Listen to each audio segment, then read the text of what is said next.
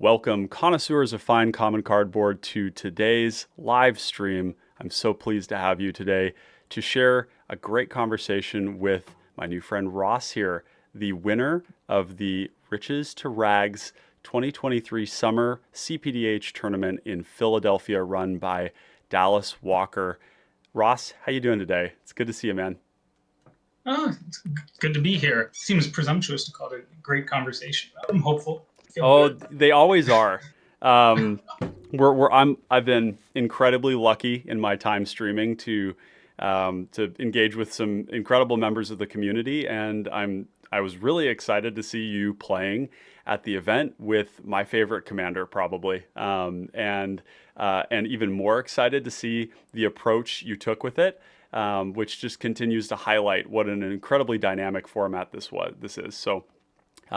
For everybody who is in chat right now, let me know how the audio is coming through. If everything is clean and clear, just give me a little thumbs up if it all sounds good. So, but with that, tell us a little about yourself, Ross. What was your arrival to Pauper Commander?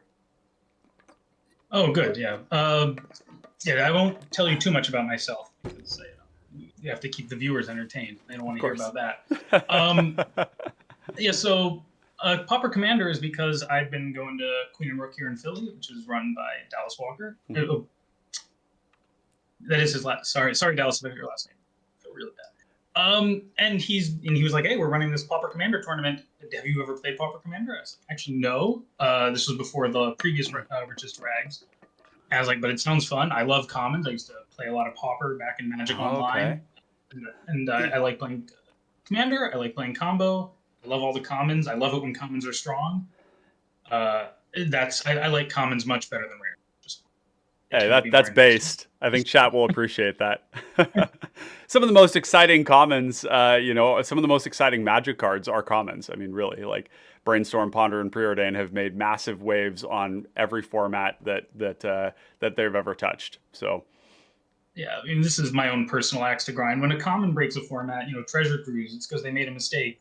When Ragavan breaks the format, everybody knew that card was broken. That's not very interesting. But, Treasure Cruise was fun. That was fun to live through. Oh, yeah. Peregrine Drake. Did you play, so how long ago did you start playing Pauper then?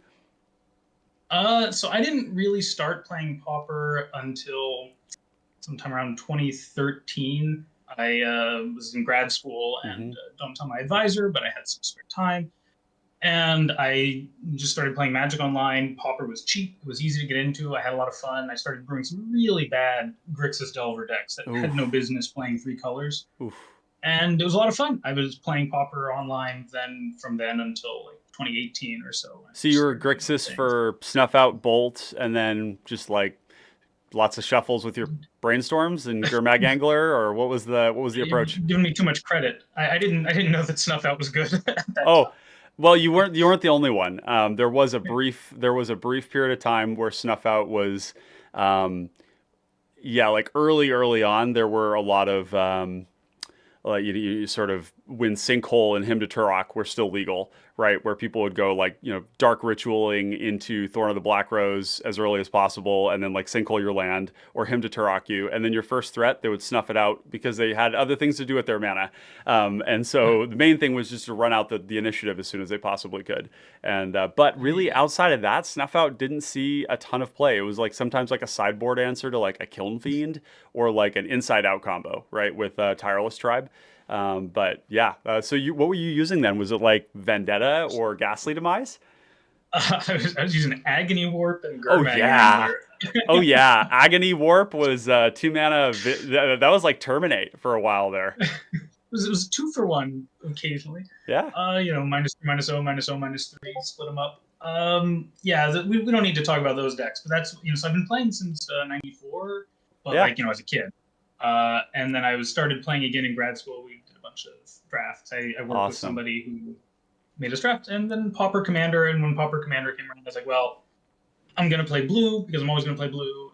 And then I picked Third Path Iconoclast was the only card I cared about in any format at that point in time. Yeah. So. Well, I got to say, every single, we were talking before the stream about Vintage and about Legacy. and about Vintage Cube in particular. And Third Path Iconoclast is in the Vintage Cube that is often highlighted by LSV and Bosch and Roll and Thraben U and some of these other folks that really. I think I even saw one today that was with. Oh gosh. I'm forgetting his name now, but he was kind of one of the old greats in terms of competitive Magic, but he does a fair bit of that as well now, too. I think Andre Mangucci also does some Vintage Cube stuff. But anyways, Third Path Iconoclast is in there, and different people seem to value it differently, but it's such an insane pairing with Tolarian Academy that I'm always rooting for them to take it because the card is just so insane. I mean, yeah, not just Vintage Cube. Around that time, I played it in Vintage at Eternal Weekend. I unashamedly registered 3 Third Path Iconoclasts. Dude, that's based. I mean, it's a sweet card, and when a lot of these formats revolve around like busted fast mana that are all non-creature spells, you're essentially paying out a mid-range plan that may end up generating a ton of mana off of some sort of an academy like that in a way that's really strong. Plus, making a bunch of tokens if you're storming off and then just casting a Time Walk. Pretty insane way to just like tempo the game and win. So what about that card had you so excited when you kind of that has you playing it in, because Legacy you don't see a lot of play, like Third Path Iconoclast doesn't see much Legacy play. It sees a little bit of Vintage. So what kind of brought you to playing it in Legacy? Sure. So we shouldn't talk about the Legacy Third Path Iconoclast. Like, it was because I had this grand vision of Gitaxian Probe, young Pyromancer, Gitaxian Probe, Cabal Therapy was the greatest thing. It was, peanut butter and jelly back in the day and when it was legal. They banned Gitaxian Probe, but then you're like, Third Path Iconoclast plus Urza's Bauble plus Cabal Therapy, and I thought that's the best you can do now. And I tried that for a while, and nobody interviewed me about that deck. That deck never won. Yeah, something Plague Engineer maybe. Or I was the one running the Plague Engineers, but then just White Initiative. Boy, yeah. So is this Grixis then, of the Grixis variety? Yeah, my history will become clear. Every deck was great. Yeah. Well, I mean, again, that's a fairly based take. So, we welcome that sort of vibe here. So you saw that it was available for cPDH, and when you first saw that, where did your mind first go, given your experience with Pauper and with the Legacy card pool, which there's a lot of overlap between Legacy, Vintage, and Pauper in that card pool. So where did your mind first go to? It first went to the level 0 that everybody went to, which is, I love Young Pyromancer. I can play blue and red now, and I love casting instants and sorceries, and it pays you off. I didn't think more deeply than that. I was like, I want to play Gitaxian Probe, and I want to play Treasure Cruise. And this pays me off for doing that. Great. I looked around. I saw that people were playing other decks like is it Guildmage? Yep. Captured my eye. It's like, that's probably just better, but nope. Different. I was drawn to the Iconoclast. Yeah, I'm not saying it was. I'm saying at the time my thought process was, sure. First impressions, you're right? Yeah. First impression was, all right, there's other things. I don't know if this is good enough, but I want to do it. So I'm going to do it. Yeah. And that there was no more choice past that. I didn't really spend much time at all agonizing the first time. I was like, I'm going to play this card. Let's do what we can. Well, it's really refreshing to hear you say that. I talk about this quite a bit, that, in cPDH, the meta is a very dynamic and amoebic, thing. There's not really enough people even playing the format yet to explore all the possible options that there are. So when we talk about the meta, there's certain things you can anticipate will be there. Flicker combos will probably be there. Freed from the Real combos will probably be there. There will probably be some varieties of Gut. There will be some probably Abdel and Gretchen, but really, like, this tournament was a really interesting example of where, like, the most popular deck was Elasil Core. This really does go to show that there's a lot of really powerful stuff out there that people can do, and the meta is opened up really broadly because not everybody is trying to combo. And so the variety of decks that you can play when it's not just Thassa's Oracle and Demonic Consultation, as an example, opens up pretty dramatically, right? And so, you know, when you choose a deck, it's really more about like picking something that you like, that does a thing that you like, and you're going to be able to make it powerful and reasonable for a tournament format in cPDH. So it's refreshing to hear you say, I just picked this because I thought it was cool. It is, and it's powerful. Yeah, I mean, I probably, I knew in the back of my head it was powerful. I didn't pick, Savardi Skarzam or something, which is also cool. 7 mana, 6/4 from Legends. Or like Armament Core or something. Is that it? What is it? Or like Armament Core. I don't know that card. Armament Core is the only, I believe, and tell me if I'm wrong, chat, but it's the only Abzan commander that we have available, and it's like pretty, it's pretty tragic. It's not like a good, it's an embarrassing uncommon, is what it is, it's just one of the weaknesses of the format. It's a small one, really, because if you just wanted to play Abzan, you could also just play Sphinx of the Guild Pact. Or like Fusion Elemental, or there's a couple of other ones you could do. But some of the wedges and some of the shards aren't super well filled out, and that's one of them. So I'm fingers crossed that one day the embarrassing rare Siege Rhino will join Pauper Commander as an uncommon. Do you think that's a fair thing to have as an uncommon? Siege Rhino is looking kind of silly as a rare. Siege Rhino is great. Oh yeah, I love Siege Rhino. I think it would ruin the draft format. You're gonna have to get Modern Horizons 3, but it's not legal for printing there. It'd have to be a master set. I don't want a standard draft set that has Siege Rhino.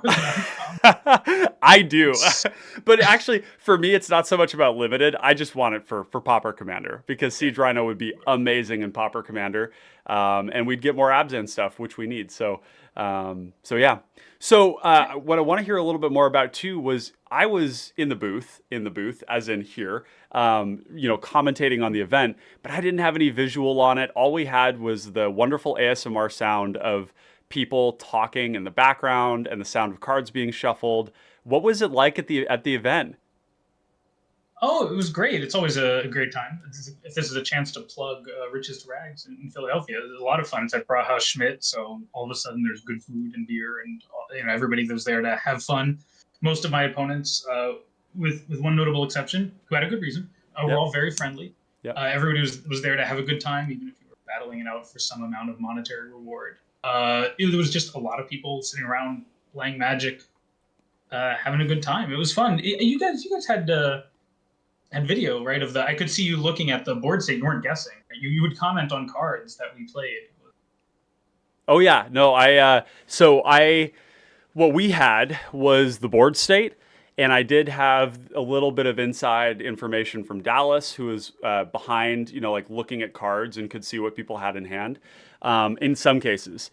But most of what we were doing was just based on board state. So we got a couple of things wrong, but really that was just based on not knowing what's in people's hands, right? You can kind of guess sometimes, based on what's going on. But yeah, we watched the end of the second round. We watched end of the third round. And then the fourth, and then the finals, the semis and the finals. So, and that was with my buddy Lobert, one of our server partners, and he was an amazing co-host that entire time. He plays a really good mixture of casual and competitive, but when you sit down with him in that competitive context, you can see that he has a very, very thorough and clear understanding of the format. Yeah, I guess when you guys I saw you were not commenting the third round, right? But it is visible. It was streamed. Just you could only hear our voices talking. Yeah. Which if you listen to that, and I will not necessarily suggesting you do. There was a protracted argument between me and my opponents about a grape shot. I recall that. Yeah, we had the volume turned down a little bit, but I think when we were quiet, you could kind of clue into some of that stuff. But that was a really interesting moment for sure. There was, and it ended up that you ended up winning the match. So like, how wrong could it have been? But now with that said, You, of course, made your way to the finals and won in the finals. And it seems a prudent time to talk a little bit about your deck. And what we'll do is maybe we can go over a quick overview of the deck, and then I'd love to hear about the matches you played. And then after that, for those interested in kind of like our itinerary for the night, maybe we'll talk a little bit about getting Ross's perspective on the other versions of TPI that we have, my perspective on this one, and we can kind of compare and contrast this and really celebrate how many cool ways there are to build TPI. And really, we're not even covering all of them. We have not yet seen a TPI build that is purely aggro, right? Where you really load up on volatile claws, pack attack, that kind of stuff, and you get low to the ground and super mean. That's a possibility. I guarantee you, yeah. The best build is still out there for sure. Yeah. None of the builds that are out there, I guarantee it. Yeah. And it's interesting because even then they're all different, right? They're really different. Like they're doing a unique and very different thing. I mean, the number of cards we had different between our decks and between your deck and Clay's deck, significant. And it looks more than it actually is because of the snowlands, I think, which is something you mentioned. But I mean, there's a core of the deck that you're almost always going to see in a TPI deck, which are really like the busted card advantage and the strong card selection type stuff, and some number of counter spells, I would have to admit, or I have to guess. But the rest is really flavor to taste. So without further ado, let's hop into this interface here and take a peek at the list you've got here. So when you started constructing this deck, you really wanted to just play some of the powerful cards that you're used to playing in Legacy and Vintage. And you selected the Peregrine Drake, Pneumatic Wall, Ghostly Flicker, Drake Flicker combo. Were you around Pauper, playing Pauper when Drake was legal? Yes, yeah. So that was like one of the first things that popped in my mind was, I think I turned to Dallas when he told me the rules. I'm like, well, they banned Peregrine Drake, right? He's like, no. Right. I'm like, okay. Right. I was playing at that time. That card, that was just a tier 0 deck in normal Pauper. That crushed. And you just went out of nowhere with it. So my mind immediately went there.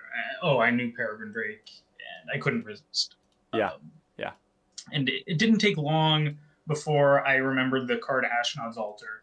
And that I was like, okay. And that was when wheels started turning that, okay, there's somewhere to go with this.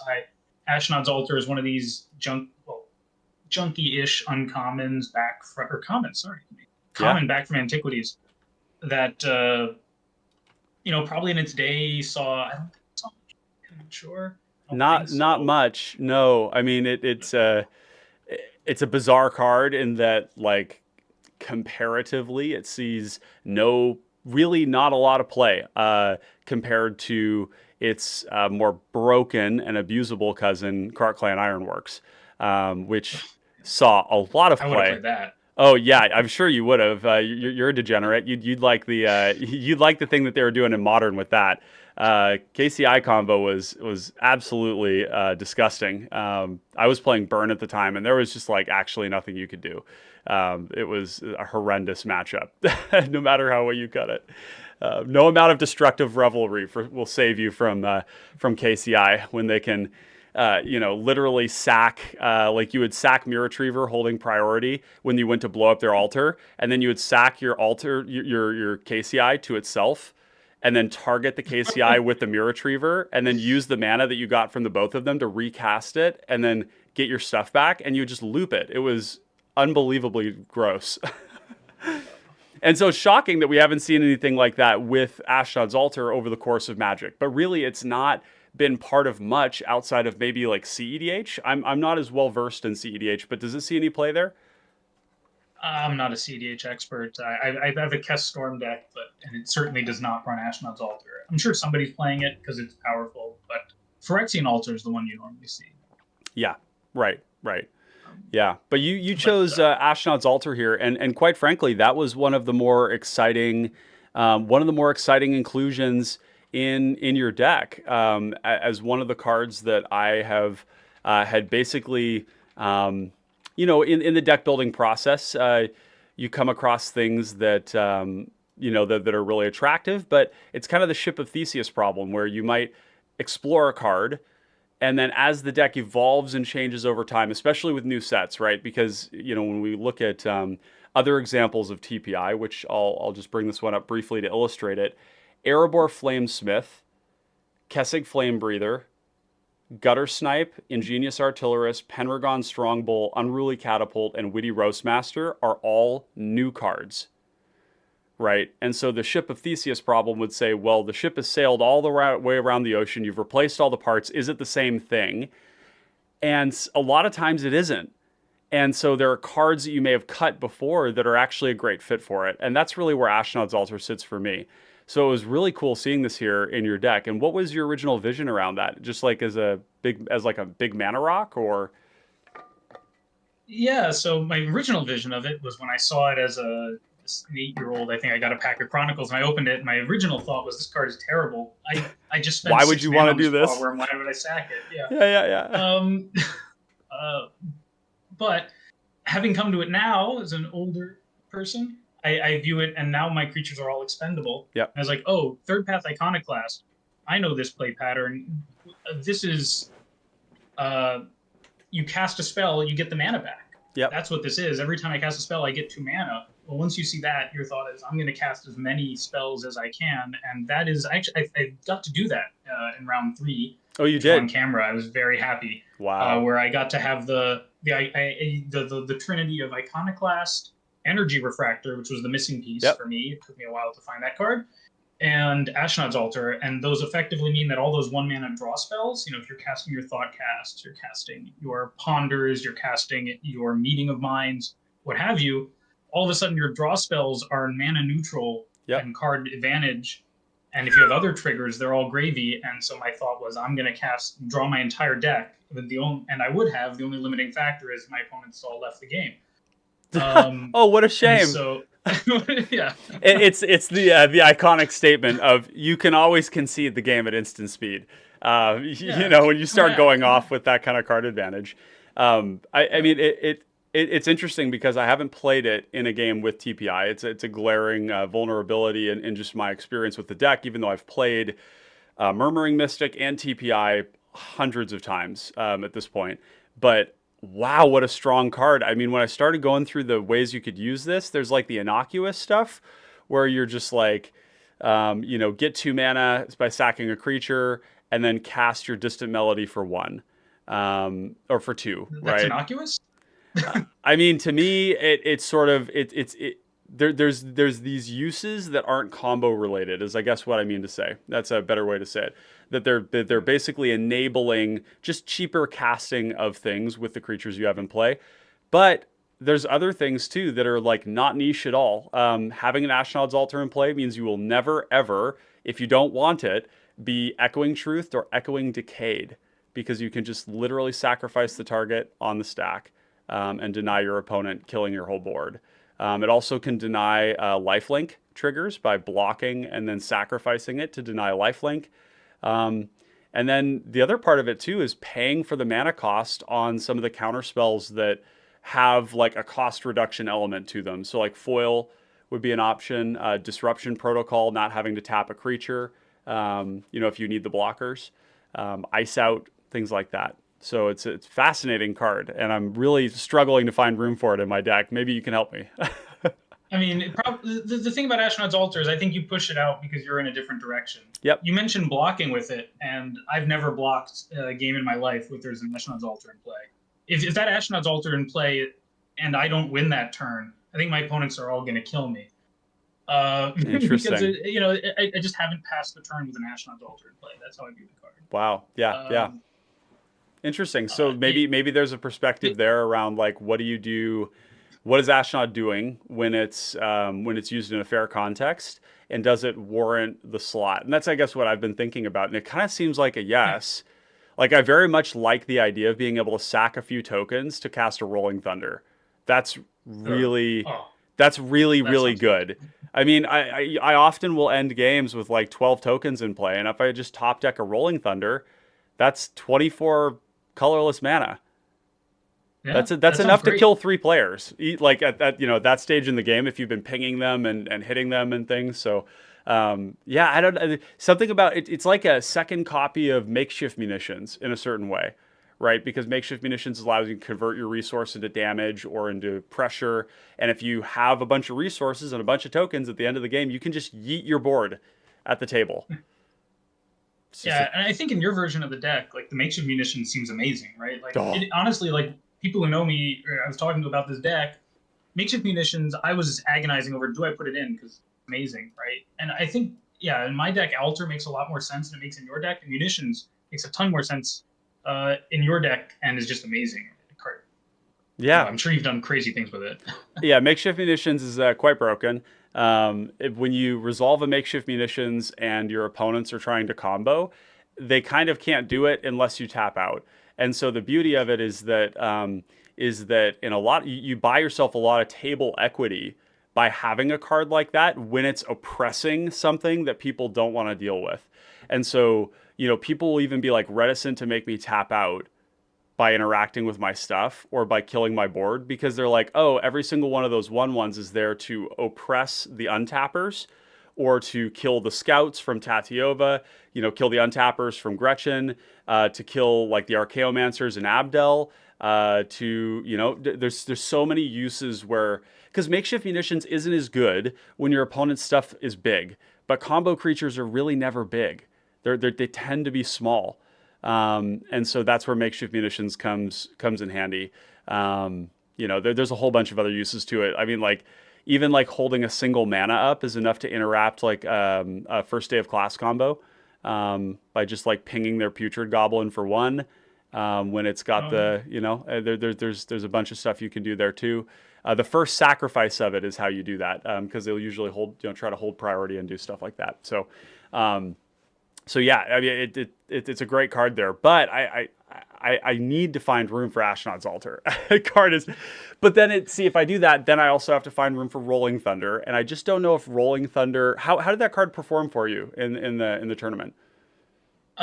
So I'll answer that one across both Riches to Rags tournaments, which is that I think it was maybe one game in the first Riches to Rags where I cast it. It was good. In the finals sorry, not the first. This was the first one I went to, which was the previous one. I forget the month.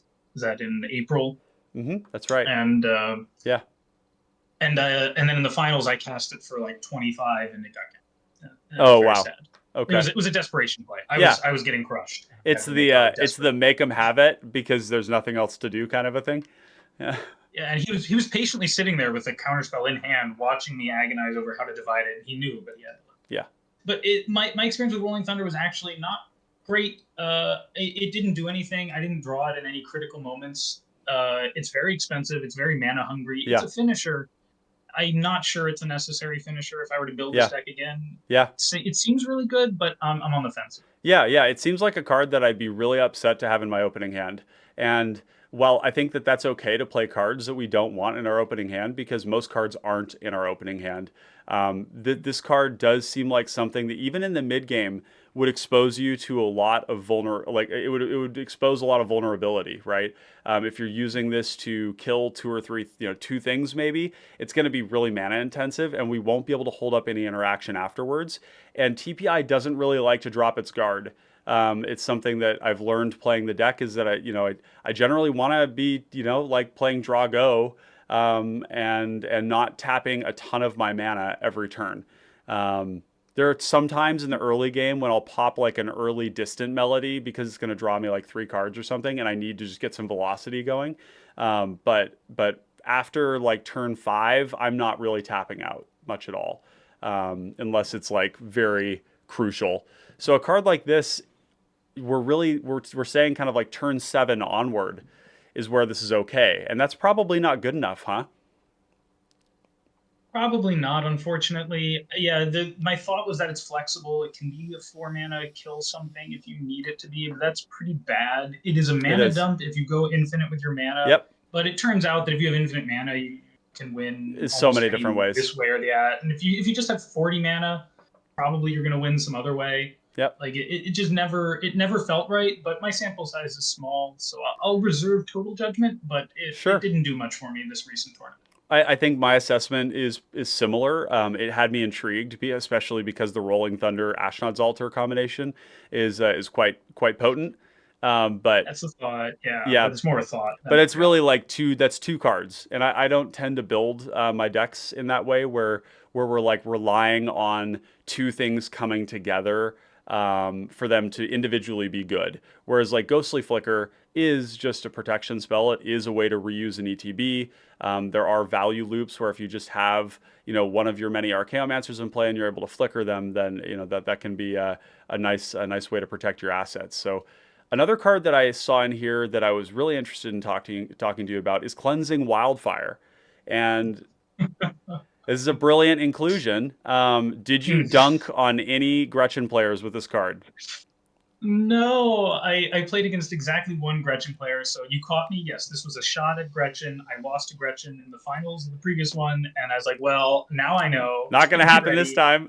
Not going to happen this time. I got capsized and a wildfire. Yep. It never happened. I hit somebody's command tower. That was my only target for the entire match. But what I will say about the card is it fits very nicely with my philosophy for this deck, which is that most of the cards that interact, I would like it if they could also serve another purpose. Yes, modality is... in the worst case, is a card draw spell. Yep. So, I that game I played it where it hit a command tower, if that had just been a Stone Rain, it would have been like the worst draw in my life. But as it was, it cantripped and I found some gas. Yeah. So it was I figured it was free to take the shot, but no, it didn't pay off. Yeah. I'm not sure it's right. Even if you think Gretchen Titchell is the greatest thing, maybe. It's a rather interesting thing because there are powerful lands in the format, and it is useful to destroy them. Opal Palace and Study Hall are, Opal Palace in particular, but like both Study Hall and Opal Palace are flat busted. And even like the meme that was going on for a long time around my deck, Witherbloom Apprentice, which is a commander that I played a lot of and was really like side by side with Murmuring Mystic as kind of one of the decks that that I played a lot and popularized.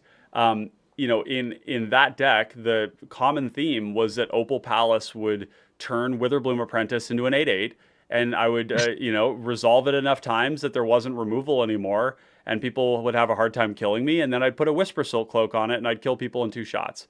And it was... I guess it's one way to win with that card. Yeah, it's like a control finisher, and really any deck that is able to produce a lot of mana, that is has a cheaper commander that intends to cast its commander a number of times, can leverage cards like Opal Palace to produce a very, very powerful creature in those sort of mid and late game scenarios. So Cleansing Wildfire being an answer to that seems quite reasonable. It's not exactly why you play the card, though. You play the card for Gretchen. You play it for a Mystic Sanctuary. Yep. You play it for a land that has auras on it. And the reason that it makes the cut in this case is because it's also cantripping. And there's a third mode, which is that if you have Darksteel Citadel or you have Silver Bluff Bridge, this becomes a ramp spell. And that was where my mind was like, I've always considered this card for red decks. That is really close to setting me over the edge. However, my deck is so tight for slots, it's like on the sideboard of like the top 5 cards I want to make room for. And if you want the same sort of thing, you can play Boomerang, which can hit anything at instant speed. It does the same job against Gretchen, although instant speed, it's more punishing. Yeah. Because they're going to go to put their auras in. Yeah, cue the sickening laughter. But I nothing gives me more pleasure than boomeranging a land with a lot of auras on it. So that's the dream. As you point out, it has a lot of modes. It might be reasonable. Hitting your own indestructible lands, like that's the pauper thing now. That's what people do. I wouldn't fault you for trying it. It seems good. Didn't work that time. But. Yep. And it's also tutorable with Muddle the Mixture, which means that you kind of have two copies in the deck, which is a nice thing to have. You just have that option available to you. It may not work every time the way you want it to, but it's definitely one to keep in mind if, for the folks out there who may be interested in playing TPI, that this tech is available to you in multiple forms, right? Boomerang is close to staple in blue, I would say, for its ability to take care of anything at instant speed while also hitting lands. Decks that maybe are going infinite may choose to play Cleansing Wildfire, or sorry, not Cleansing Wildfire, but Capsize, just to have an infinite mana payout as well as, or an infinite storm, or whatever you're doing. So yeah, Cleansing Wildfire definitely on the list of cards that really caught my attention here as well. You chose to play the Pack Attack as well. This is one of the more lethal anthems we have in the format. Very compact. It also just draws a card. It just draws a card. Why does it draw a card? I know that was kind of my vibe when I found this card too. Oh, it's Trumpet Blast. Oh, and more plus one plus O, and you draw a card. This card makes no sense in my deck. If you look, when I went through to tag my deck, it's the only untagged card. Untagged card. It isn't a land. Because I couldn't figure out what role it is. It makes no sense, but it's just too good. I couldn't resist it. The value, it's just too much of a free roll of value because it's a cantrip. And it mattered. I was able to just, there was a player who had me in a bit of a bind, and I was able to just swing out at them. And it's telegraphed because, it's very telegraphed. You attack 6 creatures at one player, and then 2 1/1s at other players. Why the 1/1s? Yeah. I've had that same that same impression of it, and it's really funny because the way that you have to allocate your attacks is to kill one player, but you have to swing at the other players too, and it's super telegraphed, right? I've since cut Pack Attack from my deck because it spent too much time in my hand, not really usable when I want I want to top deck that card when I'm in a good spot and I have the flexibility to send in attackers and push a ton of damage on people. And I just found that I was drawing it in stages of the game where it wasn't useful. And I think I was probably valuing keeping it in hand too much over just casting it and drawing a card. Do you think that's a reasonable assessment of it, that it still makes the cut because you just kind of let it go, draw a card off of it, get on with your life kind of thing? Yeah, I think that assessment's more or less spot on. Just the fact that you can cycle it, which I did. I think more times than I attacked with it, I just cycled it.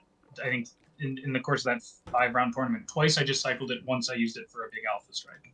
Yep. And it's a little bit against the grain. It's a little weird, but it's powerful. I've definitely, my earlier iterations of TPI had this and Volatile Clause in it as a limited means in the deck to really close the door on a game. And it was effective. I want to point out something that I literally just noticed about this card because there's a lot of layers going on here. This hits all attacking creatures. So you can also you can buff your opponent's creatures. If somebody is going to maybe you need some help killing somebody and somebody is pressuring them, you just say, hey, swing your creature at me, I'll give you the Monarch of the Initiative or whatever, and you do this kind of a thing to orchestrate it. And then you buff up their creatures and they get a nice Trumpet Blast, and you draw a card, and then somebody dies. Splat. I love that kind of stuff. That's a great idea. I never did that. Right. Yeah, I've never thought of it until literally just now, because I was like, wait, it's attacking creatures. It's all attacking creatures. So yeah, that's one that I'd also like to be finding room for here. Some other things that you had in the deck, the finals with Mana Geyser. This card's crazy. Why wouldn't you play it? Yeah, it's a great question. It's a massive ritual. You need to want a massive ritual. If you need to want it. Yeah.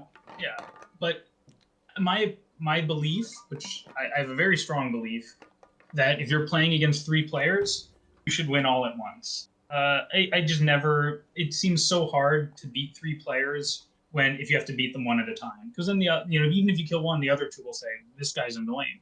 But if you beat them all at once, then they can't do anything. And Mana Geyser is the way to beat people all at once. Yeah, it's just an insane ritual. Yeah, that's a very reasonable. I think that's a very reasonable take. And there's kind of two, I think, camps there when in cPDH when it comes to that. There's folks like myself that are pretty deeply committed to like the mid range, particularly like mid range and control. And I've been doing that for as long as people have been telling me that it was bad. I managed to do well with it. But that school of thinking basically approaches that question from the opposite side, which is how do you win a game against three people when they all have a vested interest in wanting to play more turns, right? Right, and then they're and it's interesting because the degree to which those things are true for the people's playing influences how true it is in reality.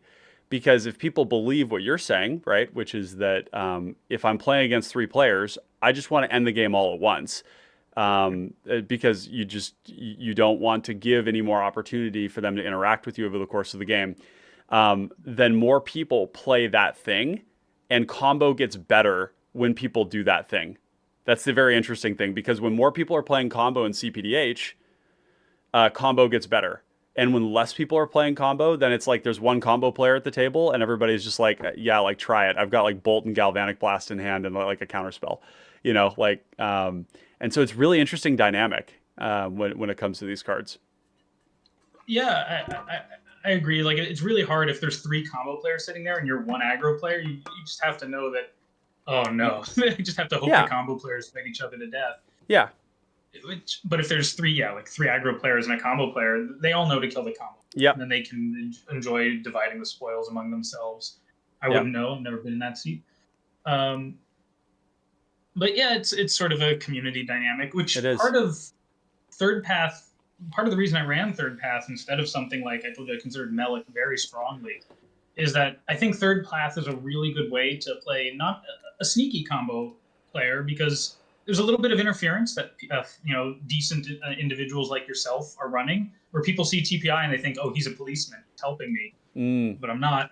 And also, if they're aggro players, I've got 1/1s. I got 1/1s for days. Yep. If I'm playing Melik, you're going to kill me, because best case scenario, I tap out on turn 6 for a 2/4. Yeah. You're just going to murder me. Your best tool in Melik against that sort of aggression is sweepers. But generally speaking, using sweepers to survive can be a really, really tough situation, because if the table wants to interact with that, say they want you as the Melik player, who's kind of, Melik does lend itself to combo control, because you have a very tidy combo package with Mystic Sanctuary and Ghostly Flicker on top, make infinite mana. Beautiful, by the way. I just have to say that combo is gorgeous. And to be quite honest, that's one of the most compact combos in the entire format. Almost every other card in the format requires 4 cards. And that one is like my command zone, which is like not really a card, right? Like you're always going to have access to that if you go infinite. And then, well, this does require that he be in play, but you've always got access to cast it, right? So it's always in your hand. So it's really just Mystic Sanctuary and Ghostly Flicker. And then, I mean, the deck can pay itself off in so many different ways. It's like very easy to pay itself off. And I mean, you're already Mystic Sanctuary. Do you have no spells in the bin? One of them will win you the game. Oh yeah, totally. Well, and it's funny. I'm really glad to hear you say that, because I, in the home base and in other places where Pauper Commander has talked about, there's been discussion about Melik, and most of it is like pretty poo-poo. A lot of people really think that it's like very, very bad, and that 6 mana is too much to cast for a commander. And it's like, I mean, people play Tatiova. People play Scholar of Ages. I mean, Scholar of Ages is 7 mana and it's mono blue with like literally no way to defend itself. It's like big mana decks with expensive commanders. They work. You just have to build for that game plan, right? All the red sweepers probably, right? Yeah, I mean, you need to defend yourself. My fear with Melik is exactly, unfortunately, what you just said, which is I was brewing Melik and I was brewing it hard. I thought I was going to play TPI, but Melik made a lot of sense until I realized that, wait a second, Tatiova has the exact same combo, more or less, right? Similar, Instead of copying it, you're drawing it, but you'll get an extra mana here or there. And I was like, oh, wait, this deck exists and it's better, and I don't think it's the best deck in the format. Yeah. And I was like, okay, is red that much better than green that I can afford to play a worse? It's really different, version? Right? Because in Tatiova, the main combo line is not actually Peregrine Drake Ghostly Flicker. It's the Tidal Bore combo with Scouts. And that combo is really telegraphed. Your creatures have to survive a turn in play. Like, Oh, absolutely. But I just mean that Ghostly Flicker, Mystic Sanctuary, Tatiova is already like, yeah. If you have a High Tide, it's already infinite. And if because of the draw off Tatiova. Totally. And if you don't, like, probably you have something that nets extra mana. And even if you don't, at that point, that's effectively 1 mana, right? Like loop. You have anything. And you'll have infinite mana. The advantage me a little. Yeah. The advantage you have in those colors are unique, right? In green, you have cards like Tangle, Moment's Peace, Spore Cloud, Reprieve that are going to essentially like either gain you life or tap down attackers for a long time and buy you time. If you're in green playing Tatiova, the version of the Tatiova deck that we don't really see, but probably the one that would put up better results, is one that just plays cards like Wood Elves, Ondu Giant, Wild Wanderer, and basically has bodies that can do other things while also putting lands into play that draw you cards and gain you life, right? And that's kind of what you can get out of Tatiova is fogs, more bodies, better flicker targets, right? If you just have like a Spring Bloom Druid and you can just harrow every turn with a Ghostly Flicker and an Archaeomancer, it's a lot of cards. And so that's what you get there. But with Melik, you get actual ways to like really defend yourself. You're getting really great instant speed kill spells. You're getting amazing board sweepers, right? That are going to kind of function in the same way in terms of keeping you alive as the combo player, right? Assuming you're playing combo, which in Melik it seems kind of like it's just so compact. You're already playing the cards. You just should, right? Like, I assume so. Yeah. I don't know. Who knows what the best build is? But when I was brewing Melik, it was definitely combo. The same combos you see here, except you lose the Ashnod's Altar, which I think hurts a lot. That's the big difference to me also between Melik and TPI is TPI, the card draw density is such that you draw your whole deck. And I think with Melik, it's not. TPI getting to play... so if you look at my list, by the way, there's one thing I wanted to mention. Run out of time is if you look at the number of card draw spells I put in here, it's everything. It says 26 if you count it, but that's because it's not counting Muddle the Mixture, which is a card draw spell. Yep. Archaeomancer is a card draw spell. Even the removal spells, Volcanic Spite is a card draw spell. Everything is a card draw spell. And with TPI, you just, I think, get pushed over the edge because you get to run Thoughtcast, you get to run Shared Discovery, you get to run Reverse Engineer. The Meeting of Minds, of One Mind, just the number of 1-mana draw spells just pushes your deck way more explosive than Melik. So I feel like it was kind of doing the same thing as TPI, just a little worse, even though that combo is more compact. Once you have Ghostly Flicker, you're probably comboing anyway. So yeah, it's interesting. They're really different decks in a way, but they're also pulling from the same pool. And when you compare those pools together, TPI is rewarding you in a much more tangible and immediate way for those things, because you're just making blockers and attackers. And in this format where obviously combat damage and life totals mattered. I mean, in this tournament, most people were dying to just damage. Of course, you ended up taking it with a combo deck where, did you combo in all of your games? I mean, depends on how you define combo. Did you go infinite in all of your games? So there's round 1, which I did not win, so I did not combo. But then round 2 was just attrition. I always had blockers, so a Dargo player killed somebody else. And then it was sort of a 1v2 that I was just able to card draw my way out of. And then just beat them down with 1/1s? No, they died to a Gutter Snipe. Oh, good. Okay, so Pingers. The Gutter Got it. was incidental. Yeah, of course. Pingers, this was an argument that I had with people on camera where I claimed Pingers are bad. And I'm sure I'll get some pushback from a TPI player because Pingers are like kind of one of the lifebloods of TPI, but not to digress too far. Well, I'm very interested to hear about this. Yeah, you can expand as much as you want. But rounds 3, 4, and 5 were just straight combo kills. Yeah. Well, and that checks out to me. But the point being basically that like combat damage and life total and really life totals in general matter a lot. And the ability of TPI to defend itself on the ground is enormously important. If you imagine this deck, if it was doing something slightly different, paying off in a different way, like say you were playing Melik, right? And maybe that's not the fairest comparison, but like Actually, here, a good one would be, let's just say,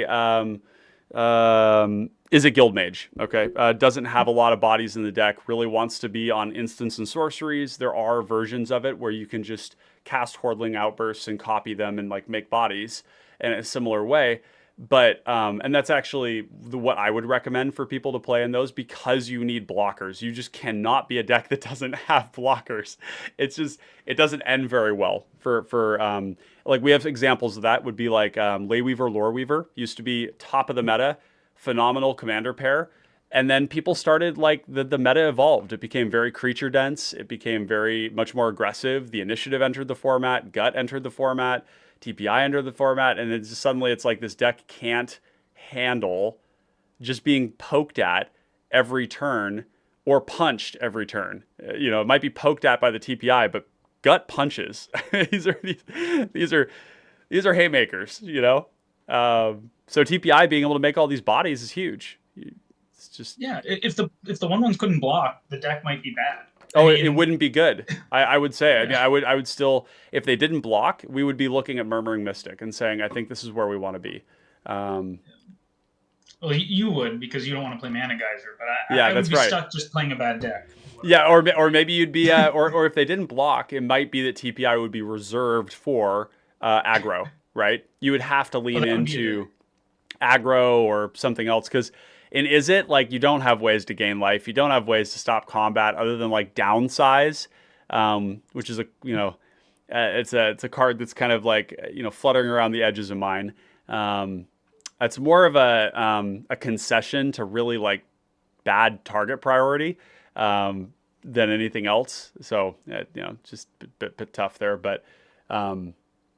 Okay, so you had the Mana Geyser. We got to talk about that a little bit. You also, I was really pleased to see you had a nice healthy mana base here.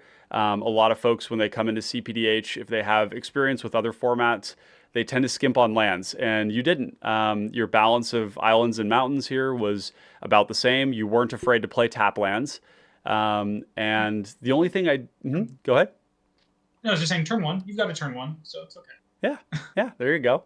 Exactly. And then you did play Lorien Revealed, so you actually have more lands than I do. I usually organize Lorien. Busted. It's amazing. Yeah.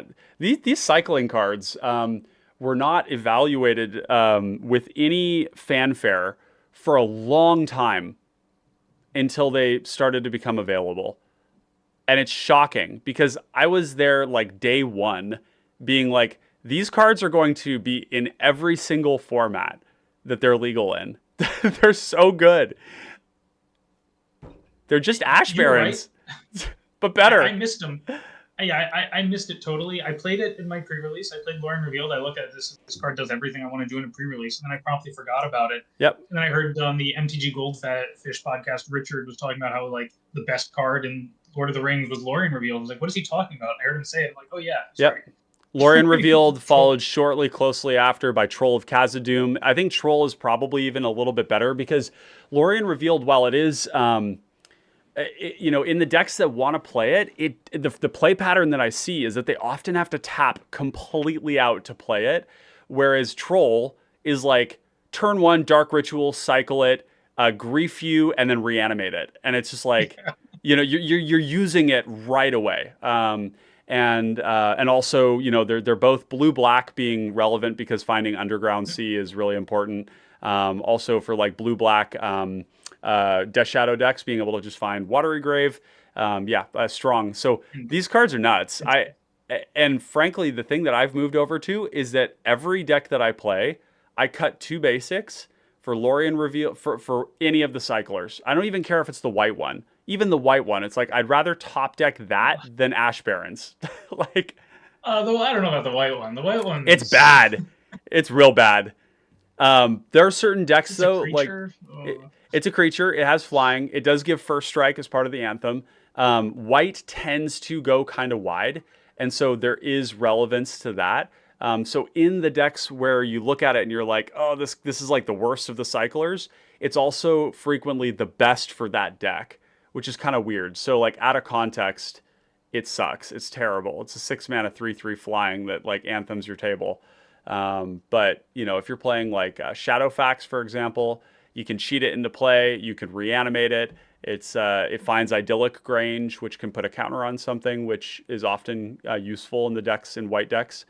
So yeah, they're great though. I mean, they're great. I mean, they're basically MDFCs, and they're way undercosted. If they were just printed as MDFCs, I think everybody would have seen it instantly. But yeah, they didn't. The way they're templated, we yeah, missed it. Yeah, exactly. Yeah. So another couple of cards here that I saw you play were Reign of Revelation, Foresee, Deep Analysis, Big Score, and Una's Grace as cards that I was kind of interested in asking you about.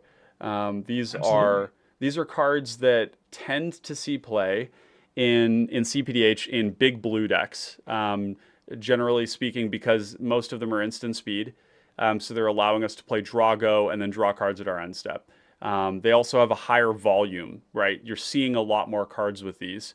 What was your thought playing this in this one, where you have a smaller ramp package than a big blue deck would have, where it would be like 12 to 18 mana rocks and 35 lands or something like that? I mean, so the lifeblood of this deck is card draw, right? So part of the great thing about most commanders, if you want a good commander, what do they usually have in common is they draw a card. Yep. Which Third Path doesn't do. But Third Path kind of flips it. Yeah. Third Path says your card draw spells do something now. Yes. So you're free to just play all card draw spells. Yeah, that bingo. was my take on how I built it, is like, well, I just want to draw cards, and Third Path will turn them into something useful. So they do this dual role of, on the combo turn, if I have an Ashnod's Altar in play, they're how I win the game, because I'll cast enough of them to kill you with Gutter Snipe. Yep. And when I'm setting up, this is the way to find the combo, right? So I just wanted card draw spells that draw and dig deep. Foresee is like a silent killer. It's amazing, and nobody thinks about it. But it sees 6 cards deep if you really need it. If you need to. And it's a big dig. Big. I mean, this is like 4 mana dig through time, kind of. You know? Yeah. It's as close as we get. Now, something you just said that I really want to highlight that kind of clicked in my brain is that Ashnod's Altar with the pingers is allowing you to dig through your deck for every blue pip that you have.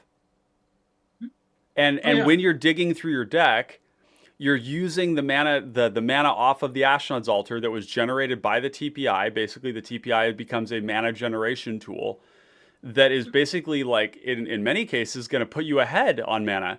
Because if you generate 2 mana off the token that you created with the Thoughtcast, but it only cost you 1, and then you draw into a Meeting of Minds, and you use that token, and you make another 2, you're up 3 mana. You're up... you're up some mana. Like up mana. You're up to 2 mana off the 2 mana off of the TPI, and if you have the Murmuring Mystic, if you have, God forbid, you have Tandem Lookout or something ridiculous. Tandem Lookout, heavy hitter. Yeah, art is gross. I mean that's sort of like the central point of the deck is if you have Graveyard Hate and you can stop me from Peregrine Drake comboing. Yeah, all these card draw spells with TPI and Ashnod's Altar and Energy Refractor eventually just kind of shuts the door. You more or less can't fizzle at that point. Yeah. That's kind of the idea, and you want to see as deep as you can. Like early versions of this deck that did not have Foresee, that did not have all these card draw spells, would just eventually wind up with all lands in hand. Yeah, not enough. Yeah. To continue. So there needed to be a density. Foresee sees incredibly deep. Reign of Revelation sees incredibly deep. Una's Grace was me being a bad deck builder. I was interested in that one.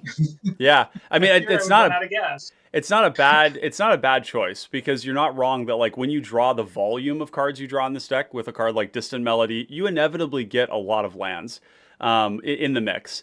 And Una's Grace with the tokens it's 1 mana, right? 1 mana, discard a land, get a new card, and you can do that quite a few times, which all that is a really sick payoff for a pinger. That was the idea. It didn't happen. I don't play the card. I don't think I will, but I wanted to offer a little bit of kind of my take on why it would be reasonable. Yeah. It might be good in a fair deck, honestly, but like the games never lasted long enough that I didn't. And it turned out when I wanted that effect, Faithless Looting was just a way better version of that effect. Oh, for sure. So. Yeah. And Faithless Looting has been kind of in and out of my deck. I've had times where it was just amazing, and I've had times where it was really making me discard things that I didn't want to discard, and I found that to be frustrating.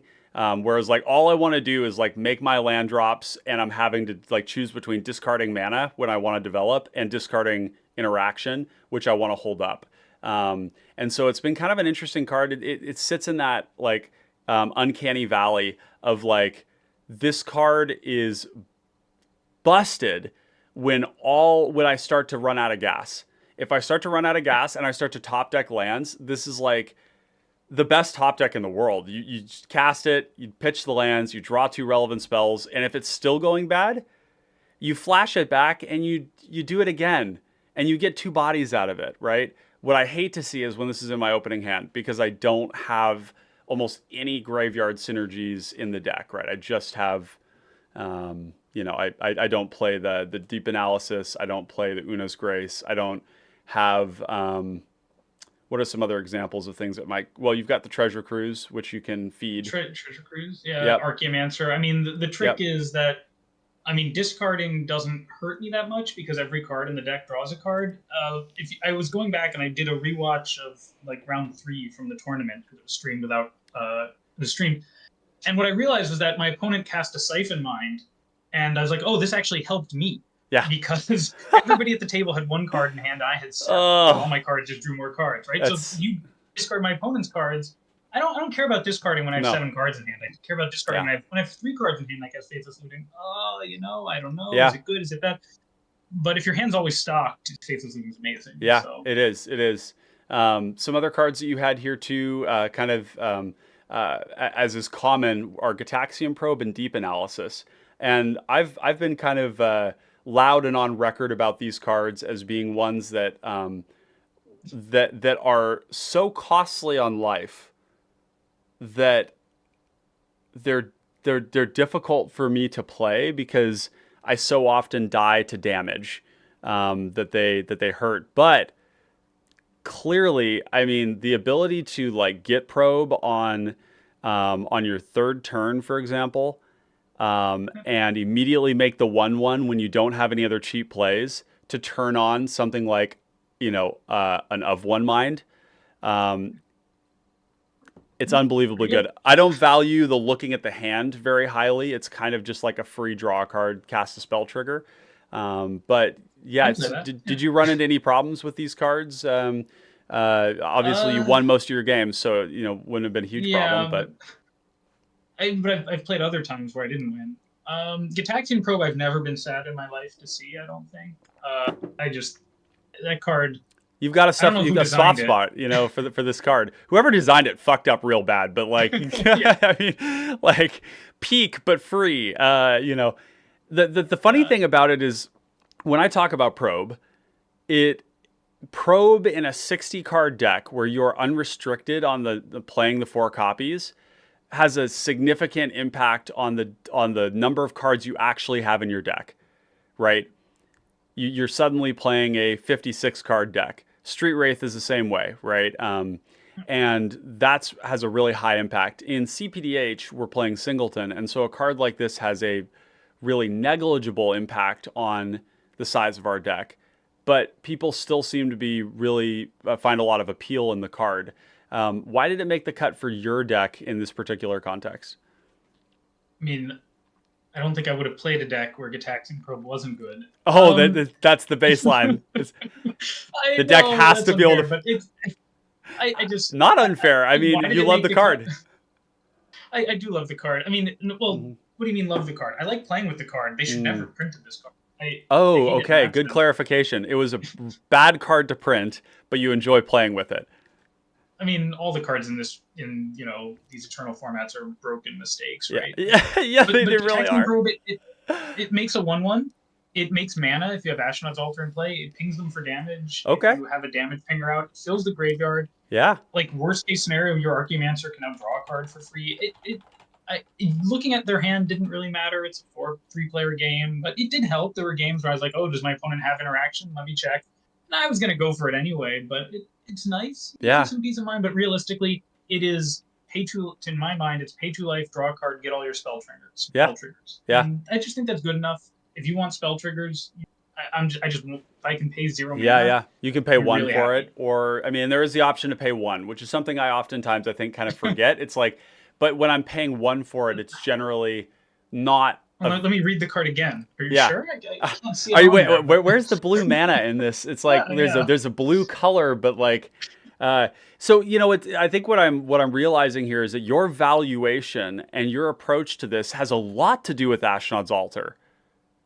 Yeah. Oh, for sure. I mean, And but it's that's also just like it's good with Gutters Night, but yeah, yeah, Ashnod's yeah. Altar, it's Well, amazing. because and this is what's interesting because you also have Frantic Search, Well, and High Tide. yeah, exactly, right? Like these cards are allowing you in a weird way, you're kind of a storm deck.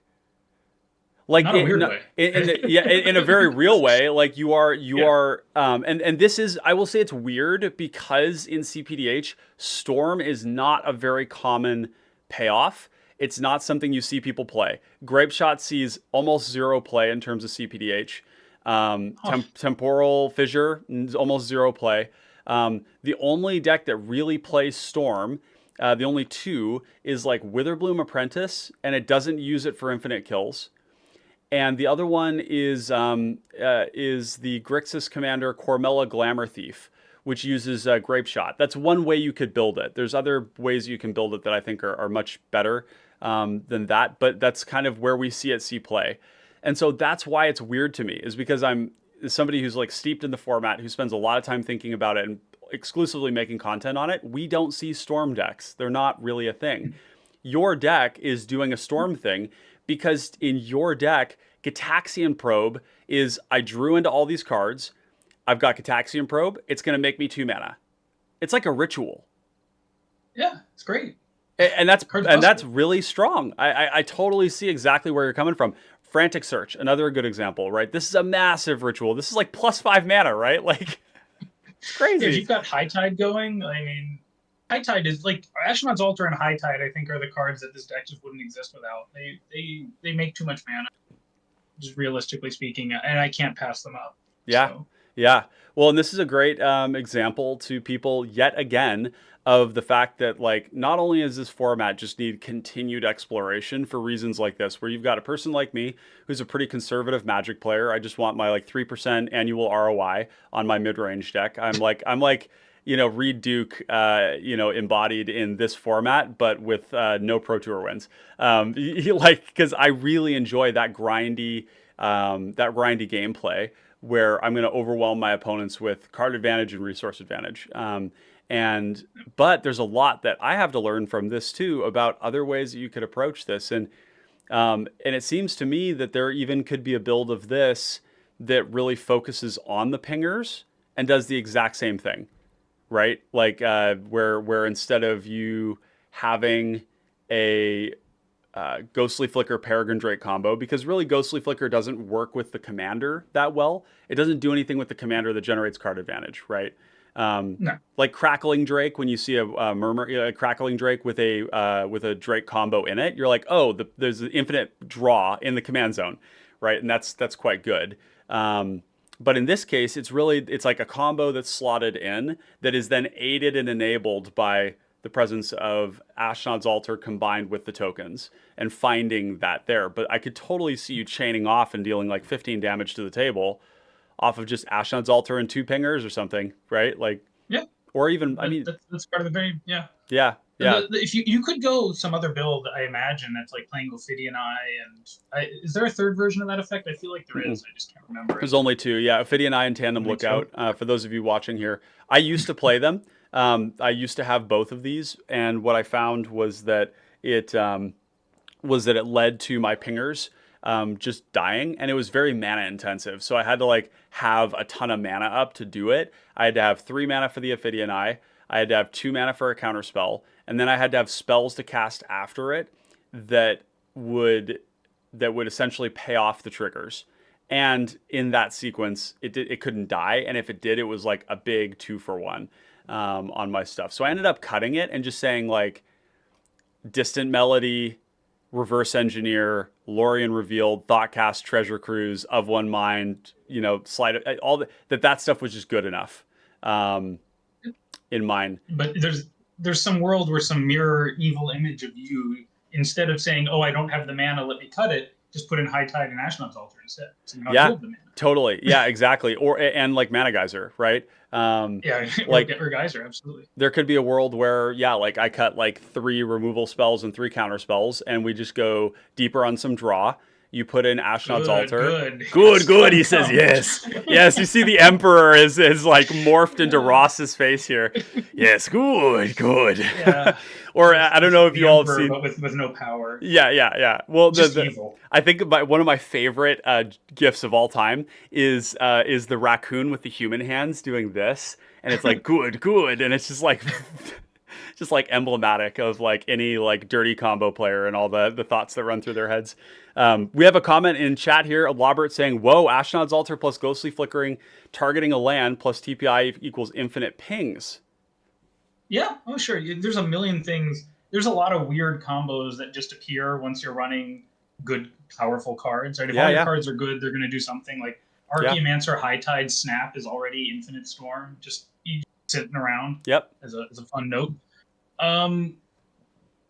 You have to Archaeomancer back the High Tide. Yep, exactly. Yeah, you basically you're getting the High Tide and you're reusing it over and over again so that your snap generates mana every time you do it.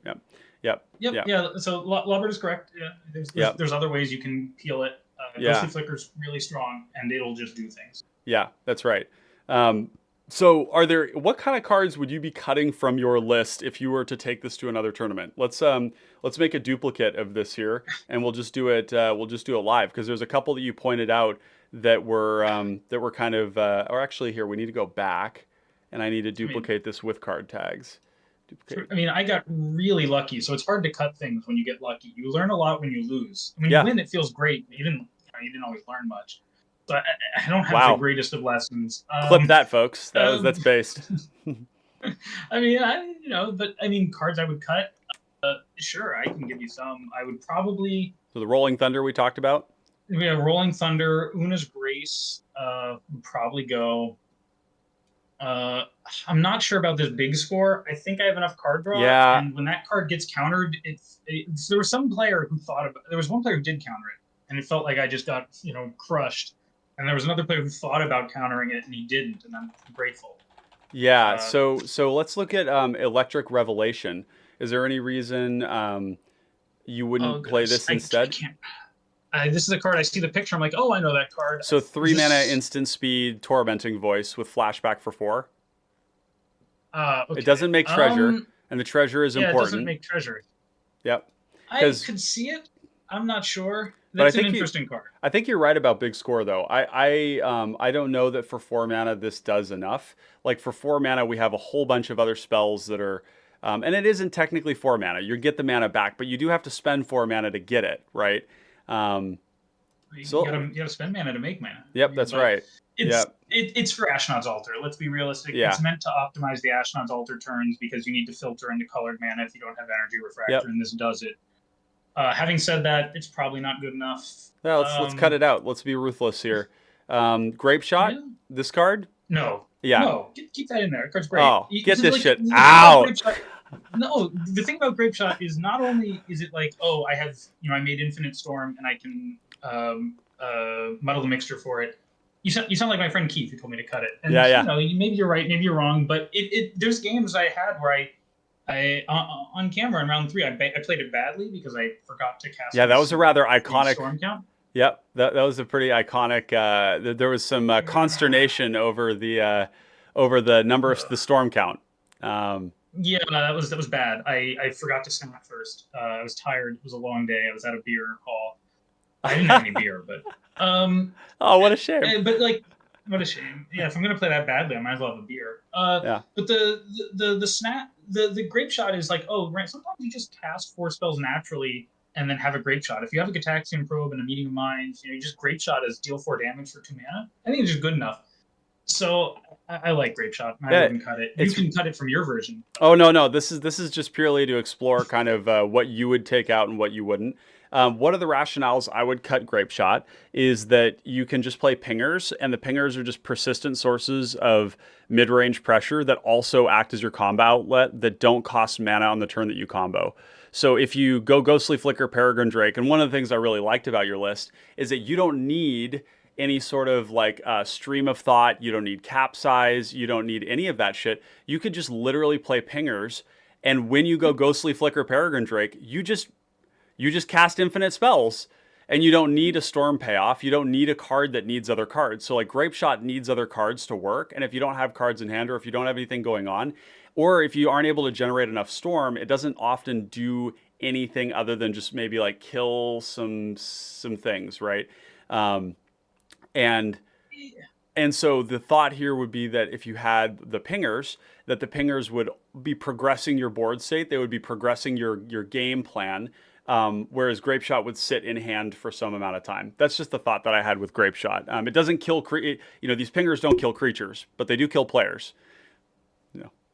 Yeah, I mean, I alluded earlier to a brewing fight over I don't think pingers are very good. Yeah. You Let's hear about disagreed, that. And I guess it's spilling out here.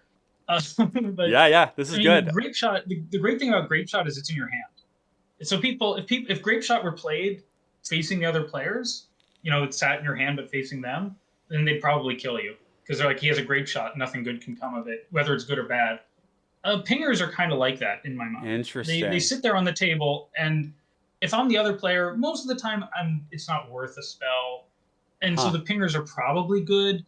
Like they're just annoying enough not to kill, but they're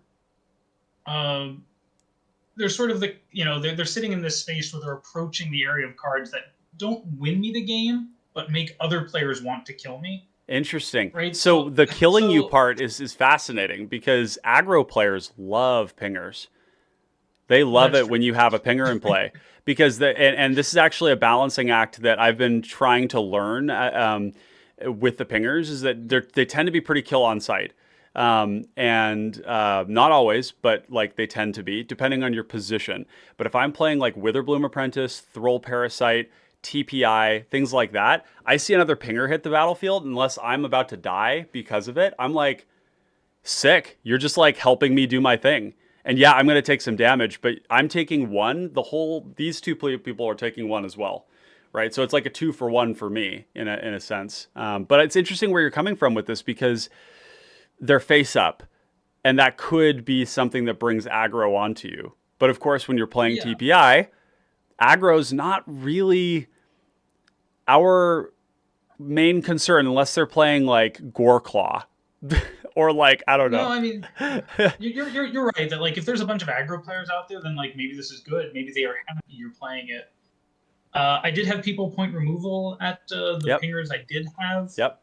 Yeah, they're known. It's an interesting perspective. It depends on the game, like I guess like the group you're playing in. But I was thinking about this with respect to like makeshift munitions, where makeshift munitions is really strong, but it does have this one mode, which you have to be very careful about when you play it, because one possible mode of that card is I can stop any player from winning the game now. Yep. So all three other players think to themselves, I have to win the game.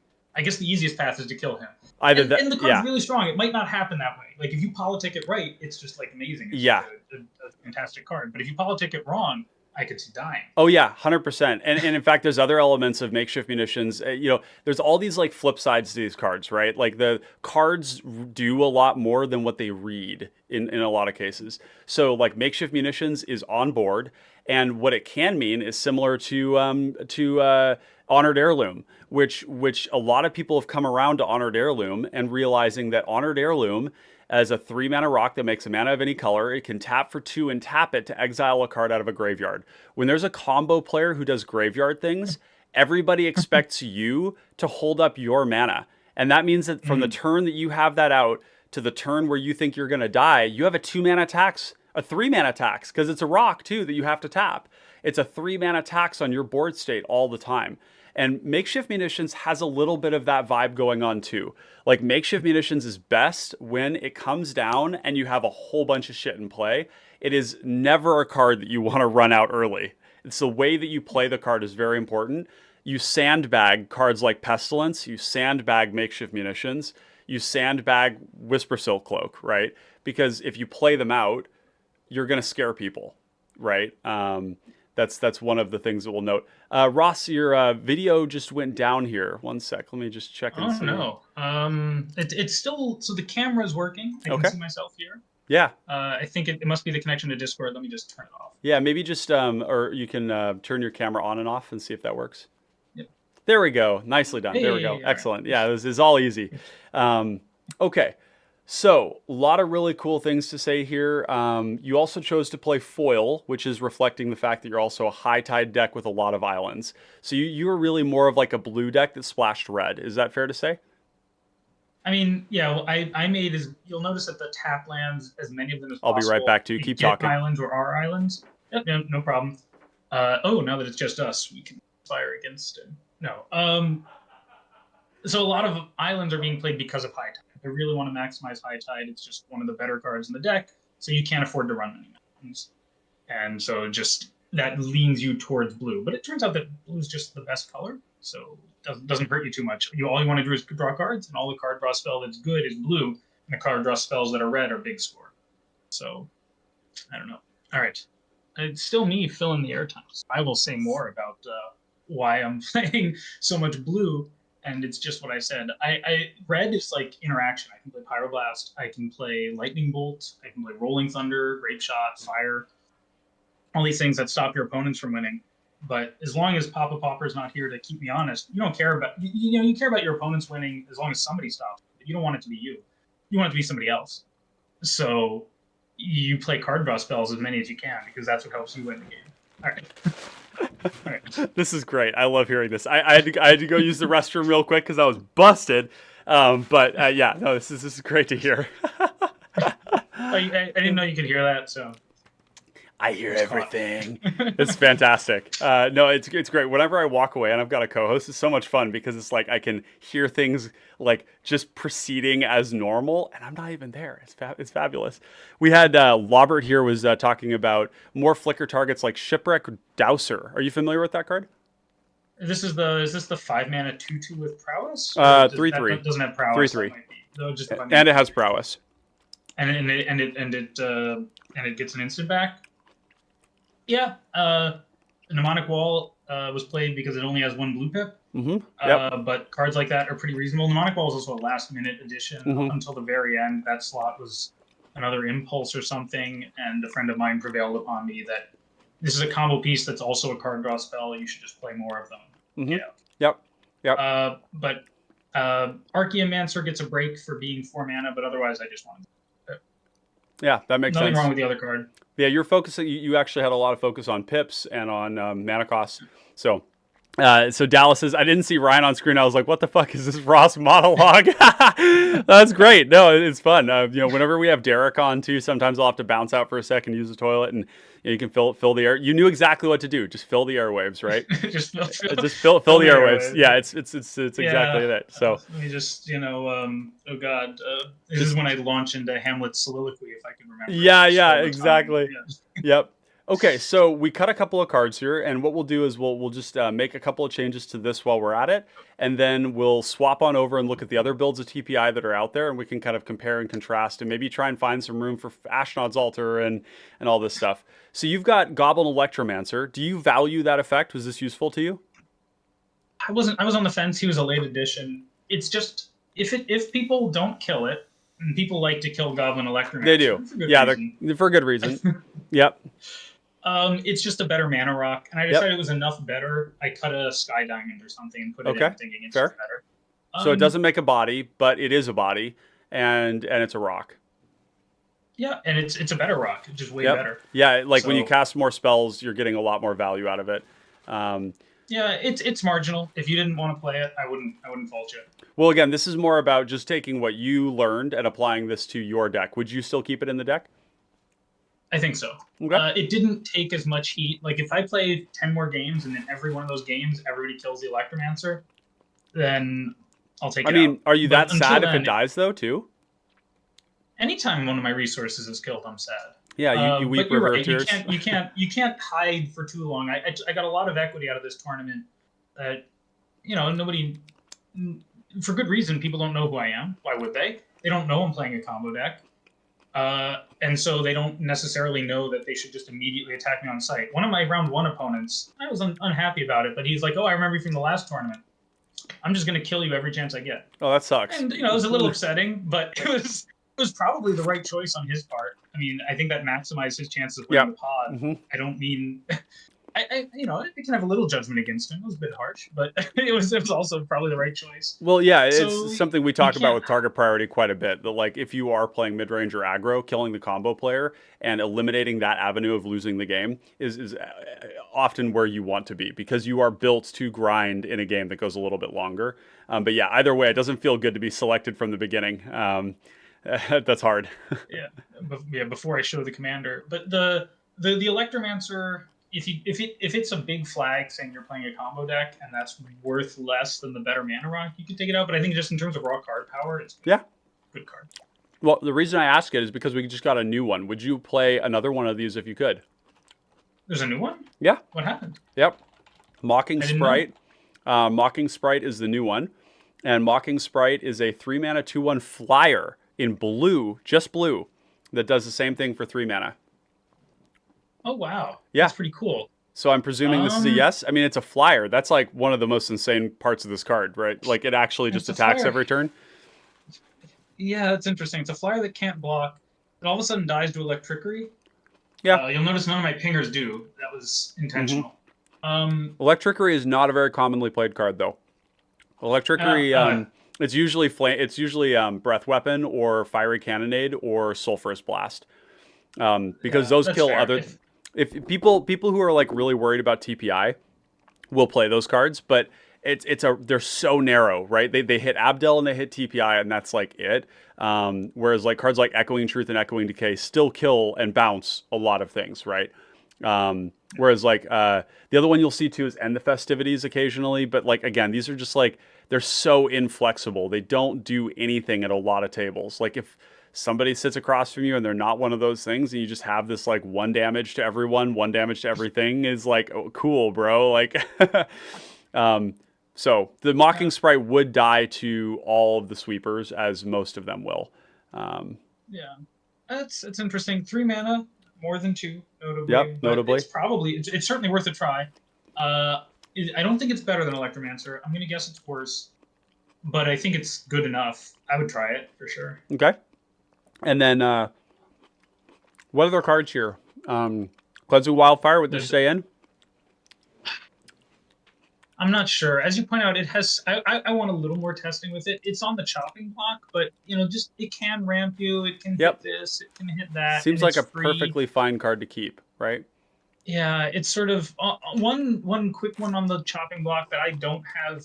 I thought a lot about, and I realized I had no idea, so I just went with what I had. Is Sleight of Hand versus Opt. If you want to talk about the thinnest of haircut of hair splitting, okay, yeah, I'm not sure which one you should play. Up to you. Sleight of Hand will regularly put a card that I wish I had to the bottom. But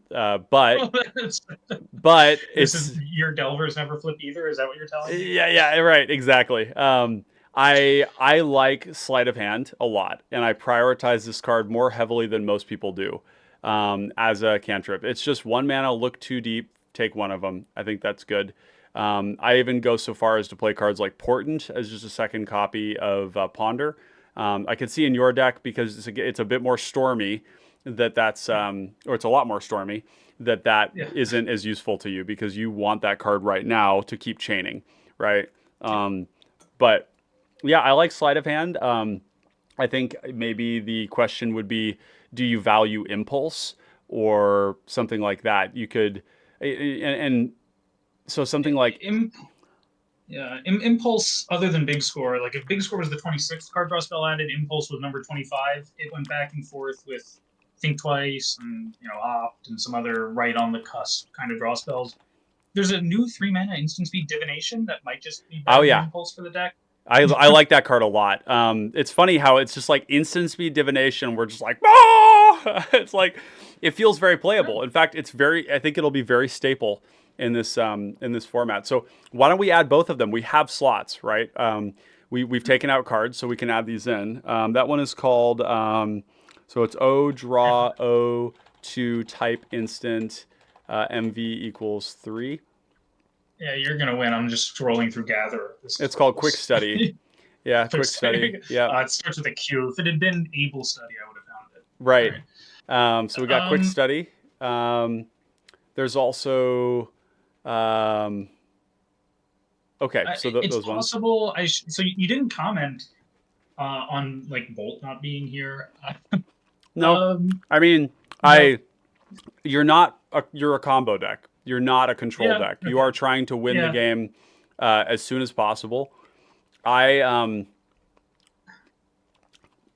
my personal approach as a gamer in multiplayer settings is very conservative because what I've learned is that the spouting whale gets speared, and Yeah. when people know what you're doing, and especially in this format, because one of the axioms is that the spouting whale gets speared. When you are presenting a really big threat and you do so right from the beginning. Now, it's important to note that that TPI, you really never know what it's doing until a person tells you, and so Which you aren't necessarily the spouting whale. You know what I mean? If you sit down and you're playing Gretchen, nobody's playing fair Gretchen. No, nobody's like casting owl bears and like annoyed Altasaurs in Gretchen, right?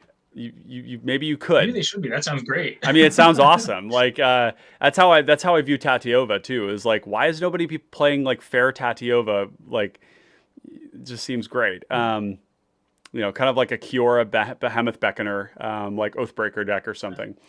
Yeah. The problem is I have to show up with a fake mustache or something at the next tournament. Otherwise, people will Please see me do. playing TPI. And, no. Yeah, exactly. So your lack of interaction here is like not how I build decks, and it's not a lack of interaction. It's a lack it's a lower count of interaction Yeah. in total, and it's a little less than half of what I have. I have 13 counter spells and 13 removal spells. Right. But again, I'm trying to do something slightly different.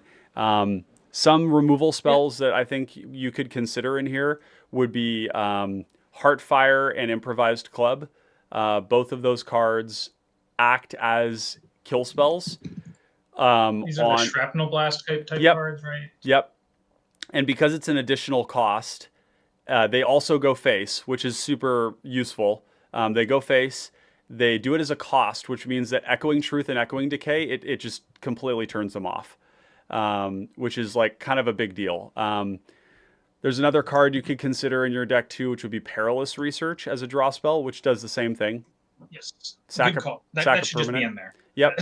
Yep. It's Perilous probably just right. Research. Which one would we cut for that? Maybe like I cut Secrets of the Golden City when I did that. Well, I mean, we cut. Oh no. 3-1 draw 3 is great. Secrets I is thought we cut good. Big Score.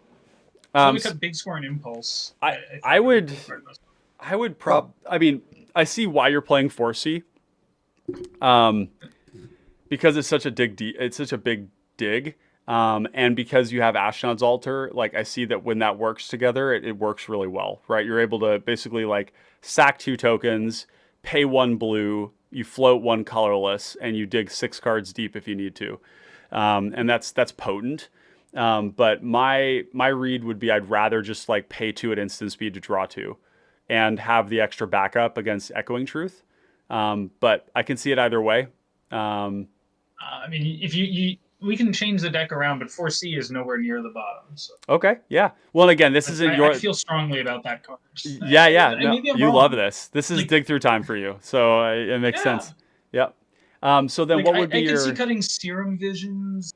I could see cutting Serum Visions. Yeah, that one's so good. Oh, Una's Grace. Get Una's Grace. Una's Grace is out. You'll be able to see the list on my screen here. What I can do is... Unfortunately, it's tiny. I need to... Oh, got it. Okay, let me send you the list here. And I will... here, and then click you, and then send you the list. There we go. And we'll go back to you. And look at that. We did it, just like that. So yeah, Serum Visions is not in my deck. There is a certain rationale on having a certain number of like 1-drops. Some other 1-drops and 2-drop cantrips that I'd like you to consider too are Candy Trail and Lembas. Right, these are like the prophetic prism type of 2-mana artifacts that make something. The ETB, so Candy Trail, ETB, scry 2 for 1 colorless, and then you can pay 2 to sack it, gain 3 life, and draw a card. And then Lembas is 2-mana, ETB, scry 2, draw a card. And then, or scry 1, draw a card. and then you can sack it to gain 3 life, and it shuffles itself back in.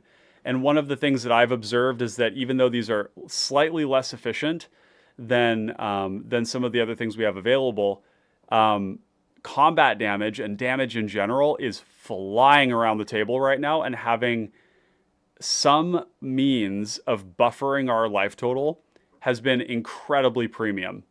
Might be less important to you, but those are cards that I've been very, very happy with. You also pay them in 2 installments, which is quite nice. I mean, so I can, like, those are always interesting effects, the 2-mana rocks that come into play and sort of pay you back instantly. Yep. I don't think it quite meshes. Like, if I find myself dying a lot to early game attacks, then I might end up changing this or changing that or changing decks. The other option is Sylvok Lifestaff. Yeah, which is busted again, in your deck. It's sort of like it's a card, but so like I could gain a lot of life.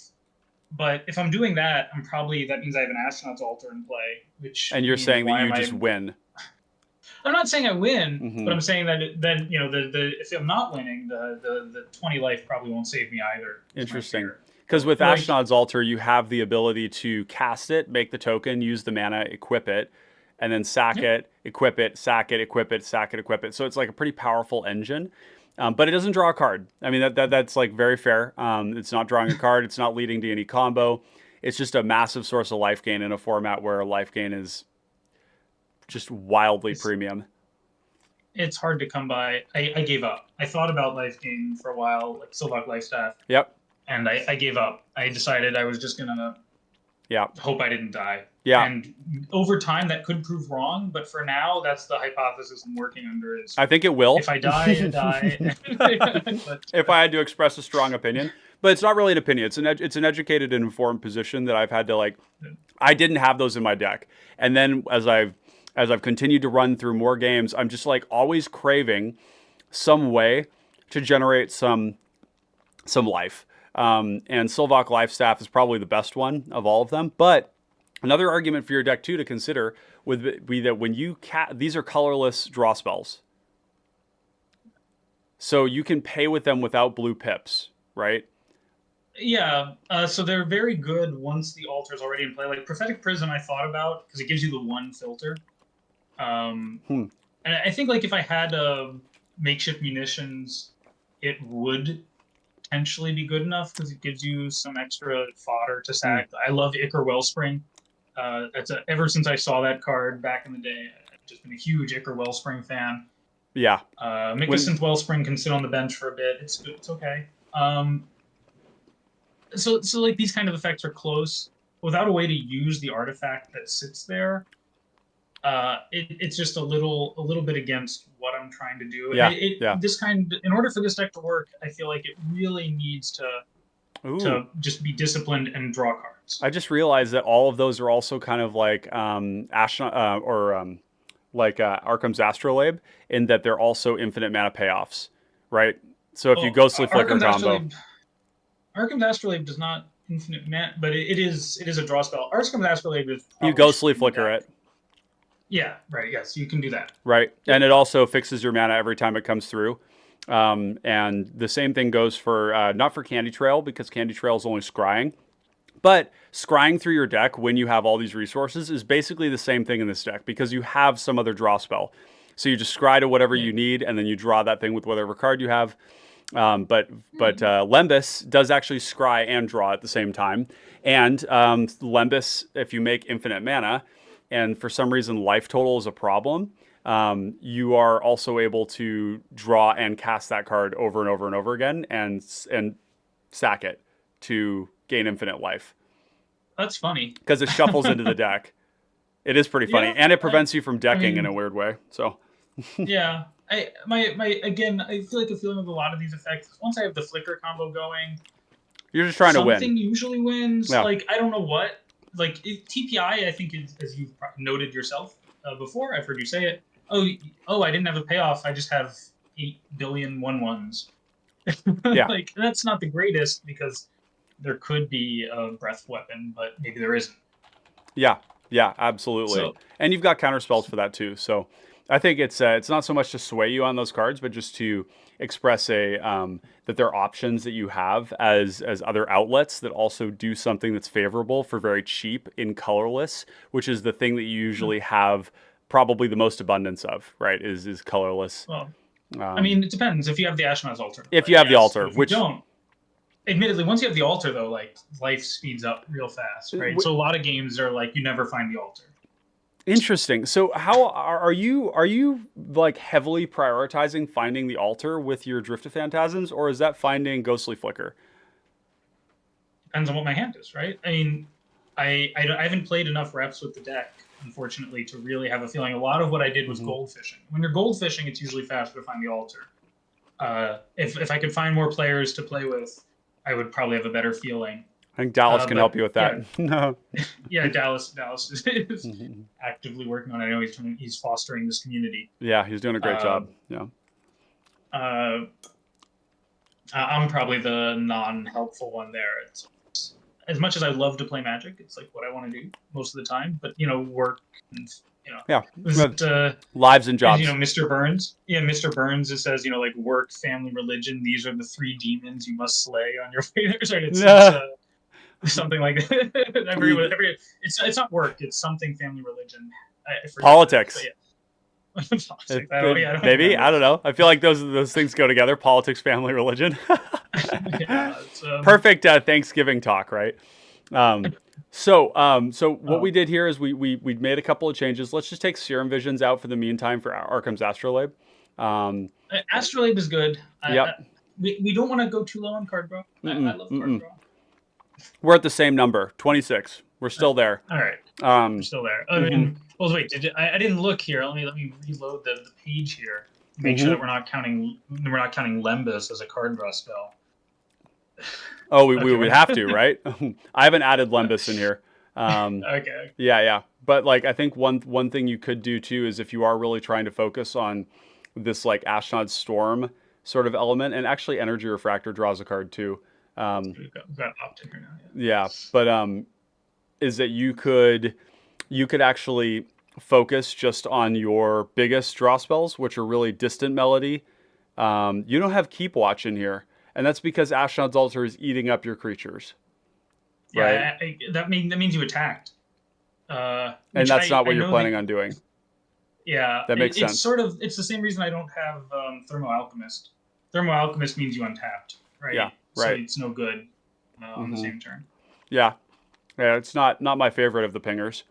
No, it's got 3 toughness though, which is pretty good. Yeah, it's just like the new Unruly Catapult, which also has 3 toughness. It's a big deal. Yep. Yeah, but that one also, that's another one, right, that needs to untap, right? Yeah, same card basically. Right, I see. So we've added in the Mocking Spray. Yep. And so the only thing I would do is I would probably cut a land because you have Lorien revealed. I think 34. But I already did that. Huh? Oh, no, I haven't done that yet. It was 35 before. It was 35, and now we're at 34. Yeah. The other card. Go ahead. No, sorry. I was just going to say, when I played this the last time, it was a worse version. It was 35, and Lorien revealed took out a land slot. Yeah. But maybe 34 is too many, and you could get away with 33. I always bias it. Whenever I'm in doubt, I keep in the land. I think you're more likely to play too few lands. Yeah, I agree. Too many. I'm very conservative on lands, and this is one deck where I've just like done the math and I've played it a lot, and I've figured out kind of where I want to be with it. And 34 lands, if you include Lorien Revealed, is perfectly reasonable. I also choose to cut a mountain for Oliphant because, again, Oliphant, it's completely free. It's just another copy of Ash Barrens, right? Now, Ash Barrens, you can play manalessly. You can just play Ash Barrens out. You can't do that with Oliphant. But an Oliphant doesn't have a utility land that it finds, whereas Lorien Revealed does find Mystic Sanctuary. So Oliphant is orders of magnitude less good. However, it's just a 6/4 that tramples and makes something else big and tramples. In my deck, it makes a lot of sense. In yours, maybe not so much. Depends on how much you value the shuffle, I would probably say. But it does find you a dual land, and it fills your graveyard. So, yeah, I mean, those are all good points. Listening to this talk, I'm like very tempted at the next tournament to come with like the grindiest, slowest deck ever, just to try to trip people up. It'll be all Oliphant. Yeah. Well, I think that's a Nobody great. will believe it. They won't believe it. I'll say that I saw an Oliphant, and nobody will believe me. Yeah, I have Oliphant in this deck, and they'll be like, "Oh, I'm sure." Like now, I mean, that's a great transition point for us um, to talk about the other builds of Iconoclast out there. And we'll start with mine because you transitioned here just kind of into the mid-range thing of like how this might look if you were. Um, and Notorious TPI, yes. yes, the notorious TPI, exactly. That was the kind of the original thing I thought of was Mr. BIG. BIG. I was just going to check because I said that the other day, and my friends were like, "Did you mean RBG?" And I was like, "Oh, I guess it means RBG or BIG. Yeah, it's Biggie, you know, yeah. Biggie Smalls. Yeah, well, that's what I meant. Yeah. Yeah, exactly. That was the idea. So, you know, in this deck, like it's gone through a lot of iterations and evolutions, and a lot of that has been due to the cards that they're printing. And it's just been force feeding this deck cards so hard that it forced me into the sort of direction that I've gone, which was like, I could play the Ophidian Eye combo, Tandem Lookout type thing, but it ultimately was just like a lot of things to assemble to do the thing. And it caused this weird situation where it was like, I have A, but I don't have B, or I have B, but I don't have A. And, um, and then it was kind of like, do I actually need to draw these many cards? Because what would end up happening is I would draw so many cards that I would just be like discarding tons of useful stuff. And of course, going to 7 cards in hand when they're all insane is very strong. And there were examples in the tournament of people doing very well with the Curiosity combo. But I have never in my life seen a Curiosity combo last on the table as long as the ones at that tournament. That person had a TPI, like a gutter snipe, the most busted of all of them, with an Ophidian Eye for like 6 turns. That's not how that works. You go Ophidian Eye on your Tandem Lookout, or you know whatever it is, whatever pinger you have, and somebody kills it on the site, and then you lose your pinger, right? What I want to know is how did they not win the game in 6 turns? What are they doing? They were completely screwed. It was a situation at the table was really bad. There was a person, an Ellis Core player, had both Suture Priest and Bloodseeker in play.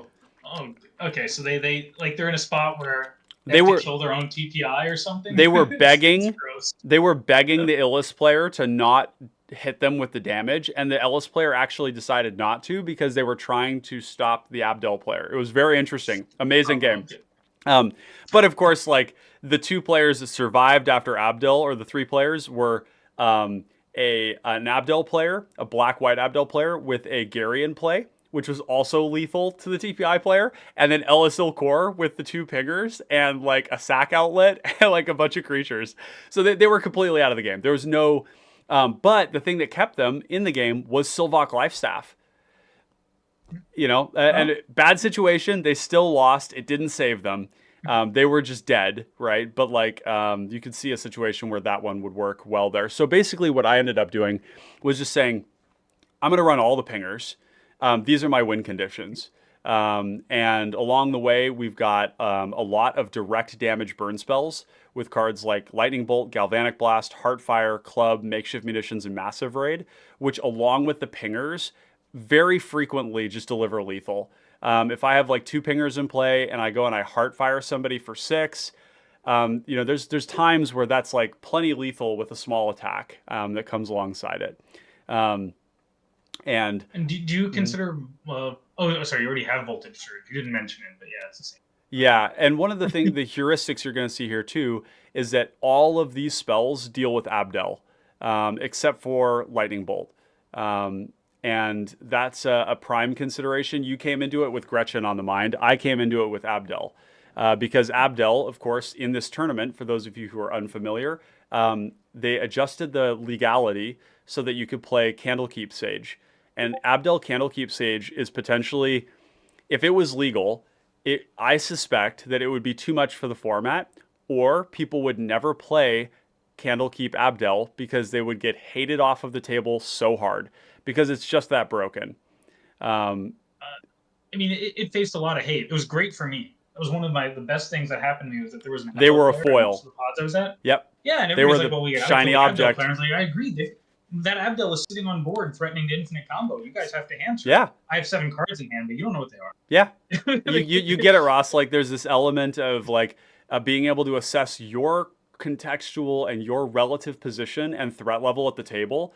And when something like Abdel is there, it causes this weird dynamic where you get people flying under the radar with stuff that they shouldn't be able to get away with. Or you get decks that are really powerful that fly under the radar because there's something scarier. And that's how Tatiova was in like 2.5 years ago, 3 years ago, was that Tatiova it was like everybody kills Tatiova and then we play a normal game of Magic. And Abdel Candlekeep would probably be that way, or it would get banned. One of the two. I can't say with any authority that would necessarily happen, but I would guess that it would prove to be too powerful.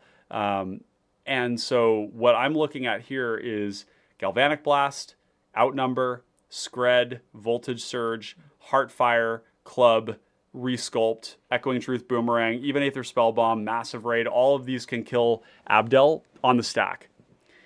Well, in play. Yeah, with the trigger on the stack. With the trigger on the stack. Yep, so that you deny them the flicker.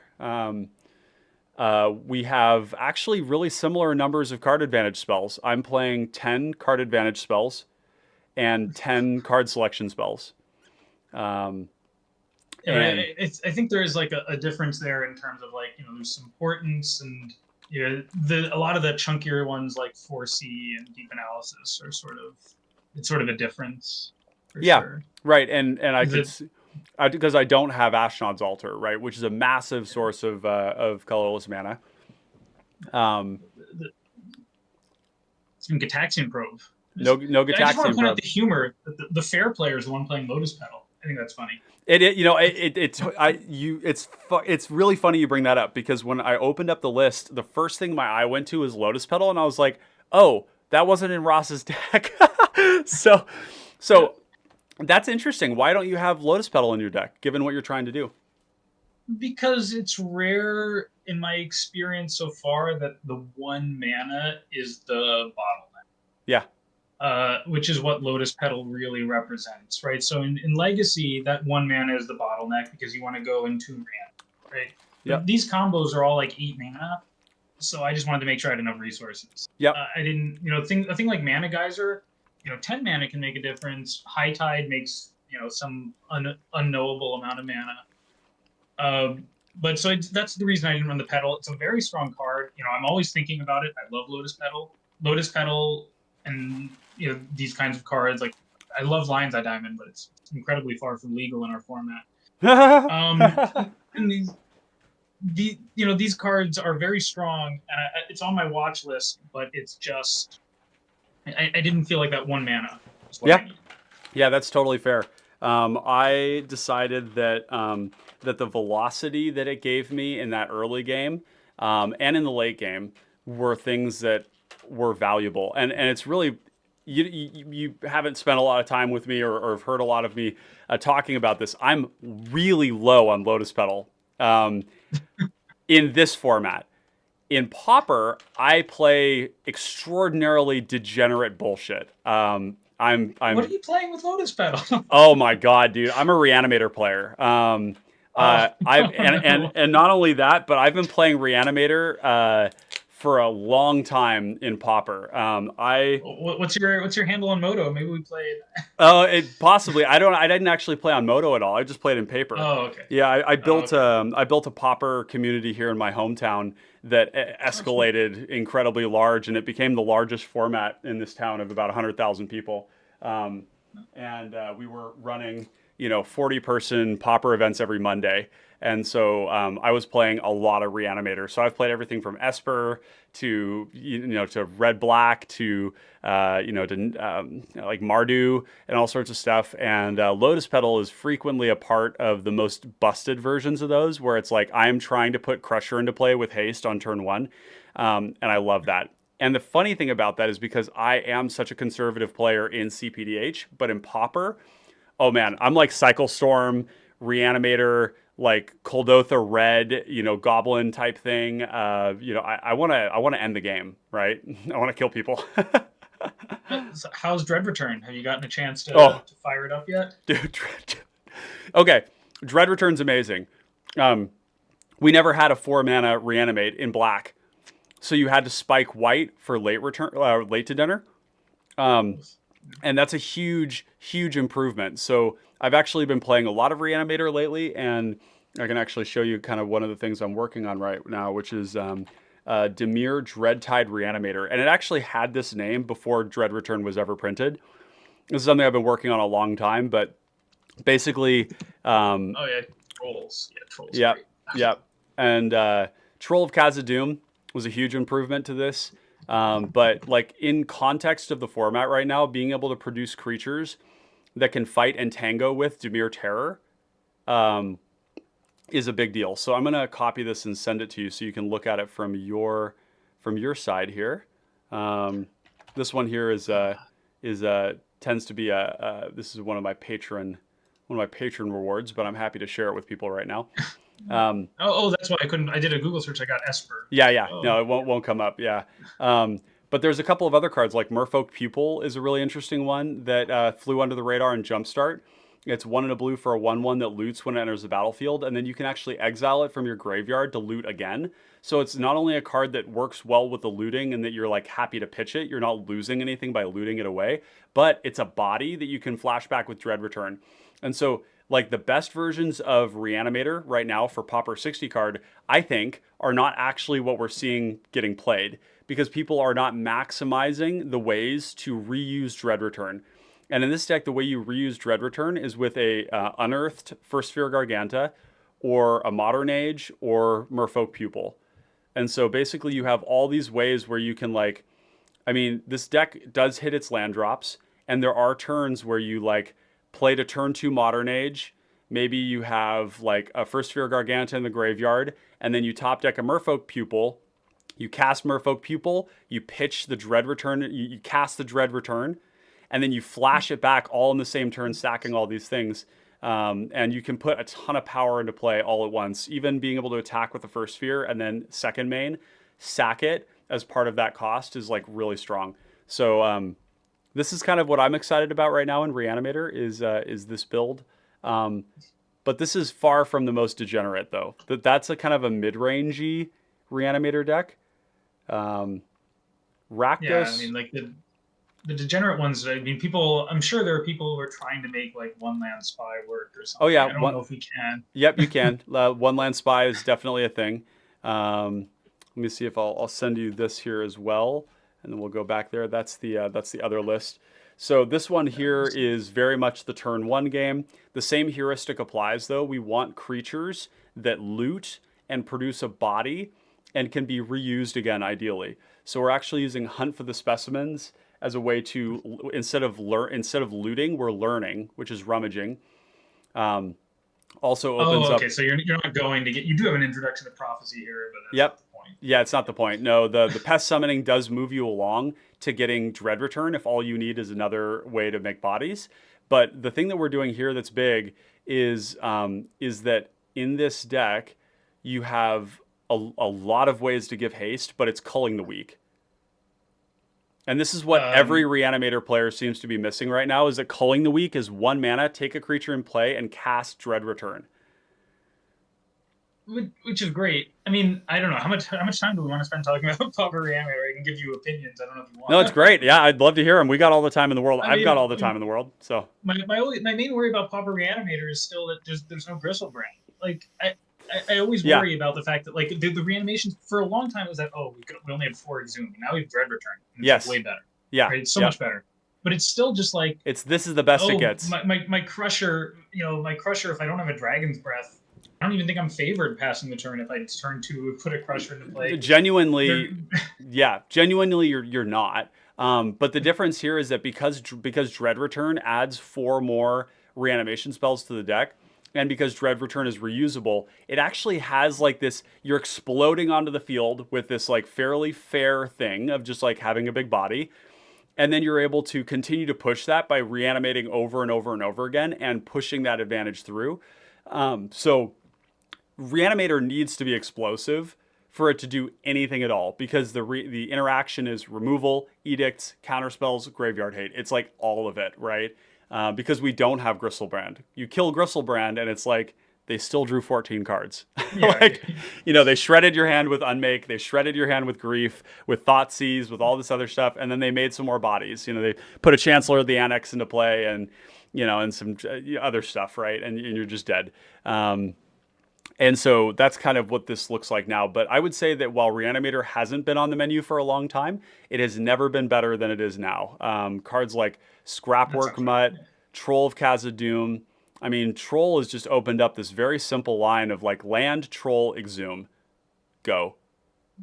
Right, which is that one. That's exciting. There was a long time where there was the Striped Riverwinder deck that's kind of doing the same thing. Yep, and that deck was probably a little better. Yeah, a lot better. Yeah, the Striped Riverwinder thing was never very good because Striped Riverwinder would just get chumped into oblivion, right? It just wasn't like a very effective deck, and I've always loved that idea because Striped Riverwinder has hexproof, and that's really the problem that these decks have is that you're you know, the removal is just very good in the format. But that's kind of where this Dimir version of it sits as well, is that this Dimir version here, like Spined Megalodon is bigger than Cryptic Serpent, Talarian Terror, and Gurmag Angler. Being a 5/7. I just love a world where Spined Megalodon is. Oh, yeah. Spined Megalodon is like some big Timmy vibes, right? Oh, yeah. Yeah, yeah. Well, the idea here is we also have like Dragon Wings, which is a great card to pitch. You can fly in over the top, and then of course like Unexpected Fangs is like the absolute nail in the coffin. I was actually just playing a person that I'm seeing right now, and and as we were playing, they were playing Soul Sisters, and I just eventually landed on and Soul Sisters. There's some pretty interesting stuff you could do with that right now, but. They were gaining obscene amounts of life, but I just got 2 Unexpected Fangs on 2 Spined Megalodons and was gaining 12 life a turn and hitting them, and then eventually, you know, Dragon Wings, and then I used to have Crypt Rats in the main in this deck, so you could reanimate Crypt Rats and then, you know, sweep the board over and over again. Yeah, Crypt Rats was always strong. Yeah. It's kind of neat. You could do the activate it. Oh, there's... Unexpected Fangs on Crypt Rats? Yeah, I was trying to think if there's some way to Crypt Rats and Dread Return, but it doesn't work. Darn. Oh, right. Because it's a sorcery. Yeah, totally. But you can always do the thing where you Unexpected Fangs your Crypt Rats, pop it for 1, and it doesn't die, and you just hit everything in play over and over again and to gain life, or just sweep the board. So, yeah, pretty fun deck. But anyways... We have gotten lost in the sauce here, which is great. That's like my channel, and this content is all about just like chasing whatever rabbit hole me and my co-host find interesting. So one of the other things I did here too that I wanted to talk about is that I'm actually playing less lands than you. I've got Oliphant, Lorien Revealed, those are lands, but I'm also playing Sojourner's Companion as a land. And that's Mirror Enforcer, but it artifact land cycling. So it finds Silver Bluff Bridge, it finds Seat of the Synod, Great Furnace, Darksteel Citadel, all that. So I'm treating that as a land. The band card. Yep, the band card, exactly. The card, yeah, it's just crazy, man. Pauper is such a broken format right now, but yeah. I mean, so my issue with Sojourner's Companion is that two mana, it seems to be the line for like land cycling effects. I would say so. It's borderline. So, yeah, it might be better as a land, but I've been happy with it. I'm again, this deck is in some ways like pretty radical for me because I'm just such a conservative player. I tend to be like 34 lands and then like add the cyclers on top. But the curve is very low in this deck. It's very efficient with its mana. It can do a lot with just drawing better cards off the top and that aren't lands. And Sojourner's Companion, when you're really going off, you know, it's just coming down free as a 4/4. It's just a big threat. But it could be a land as well. Yeah, I mean, it's a strong card. It's sort of, you're thinking of it as a land. It reminds me of there's an 11 mana version of this from old standard. This name Metalwork Colossus, right? Oh yeah. Which I love playing that card. Normal commander. But that's a 10/10. So, yeah, I don't know. It's interesting. Yeah, no, a 10/10 is, in context of what you're talking about, is big. 4/4 in this format is actually pretty big, right? If you like kind of scale it down and you say like, what, you know, How big is a 4/4? Well, 4/4 punches through like most stuff. It's quite large, and it Yeah. blocks I mean, most things too. yeah. And I like, I guess the idea with this deck is you just have all these pingers. I love Pendragon's Strongbow because it can come in and use the ping that you had from before. It's Oh yeah, super beefy. and it attacks. And it attacks. And Filigree Attendant, people, I was talking to people about, is this card just so good that you must play it? I think, Yeah. I think I'm not. I stuck to my guns. I didn't play it, but you have a good reason though. If you're, yeah. Oh, I always have a. Yeah, I mean, Ashnod's Altar. If you're not going to pass. Yeah. Yep. Yeah, exactly. And Ashnod's Altar is like you're using your tokens as rituals. Like that's a big difference between what we're doing. And so Filigree Attendant isn't going to be as big in your case. Whereas in mine, it comes down and it's like 15 power. It's really strong. The only thing I'll say is if I can push you more to my side of the fence. Hit me. Even more card draw spells to make your pingers even better. If you don't want to play Storm, that's great. But you never want to run out of gas. That's my number one. My greatest fear in life is to run out of gas. Yeah. I don't know. You play it more than I do. If you ever feel like you're running out of gas, just have a picture of Ross and he'll say, "Oh, just play more card draw." Yeah, exactly. Well, I'll definitely keep that in consideration because I think one way you could look at it is like, is that these are all we have. 26, a quarter of the deck, 1v1s or 1-for-1s, right? But what these don't do is that they don't find lands, they don't find rocks, they don't find other draw spells, right? So I have basically 19 card draw and card selection spells. And I think that there's a world where I just invert that, right? Where I cut down a little bit on these things here and we just play more card draw to find those things. And I think that's perfectly reasonable. So what would they be if we did? Here, you already know the answer, right? You're asking me. I made I spoke with my deck list, right? Those are the card draw spells I like. Let's take a look at it. So Third Path, the one that I just opened up here, I think you have a bunch of them in the side here, like Serum Visions. You don't have Foresee or Rain Revelation. Oh wait, yours is called Third Path, right? Just Third Path? Third Path PDH, I think. Let's see. It's called. Oh wait, no, I'm looking for mine in the compare, not yours. Okay, so that's what I was getting confused. I was like, where's yours? But that's the one I'm in. So it is Notorious TPI here. Okay, so we can compare them. We can port over stuff that would be a pick. So in here, it would probably be. I mean, Impulse could be one of those options. Let's see. I'm looking at the ones that you don't have. Would it be like Volume? I'll keep trying to sell you. On Foresee, but I don't know that I'll win that one. Yeah, that one. I guess part of my thought is that. So here's my thought: is that TPI plays the biggest card advantage spells and the most efficient card advantage spells in the entire format, hands down. Getting Thoughtcast, Of One Mind, Distant Melody, Keep Watch, all these spells, they're so fucking big. And frequently the problem I have is actually just too many cards. I want to get to those big cards that draw me cards faster.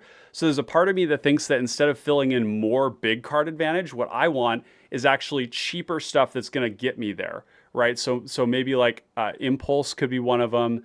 If I added more fetches, I could go into Brainstorm.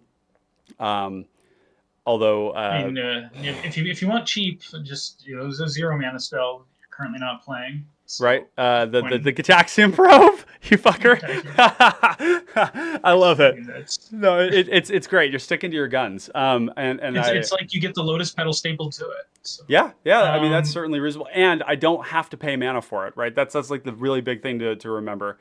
The reason that comes up is because dying to combat damage is like most of the time how I die when I lose. I remember you said so. If you're saying you want cheap card draw, I have to. Got to mention that one, right? Well, and Gitaxian Probe alongside, the other life gain and stuff. Arkham's Astrolabe is another one that I'm looking at. And the reason I like these cards that are artifacts that draw a card is that they double trigger off my pingers and they're useful fodder for makeshift munitions. So there's some element to that too.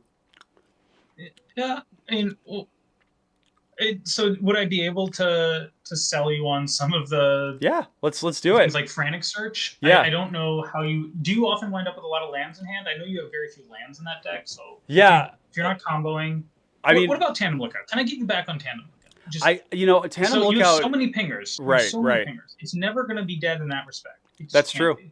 Yeah.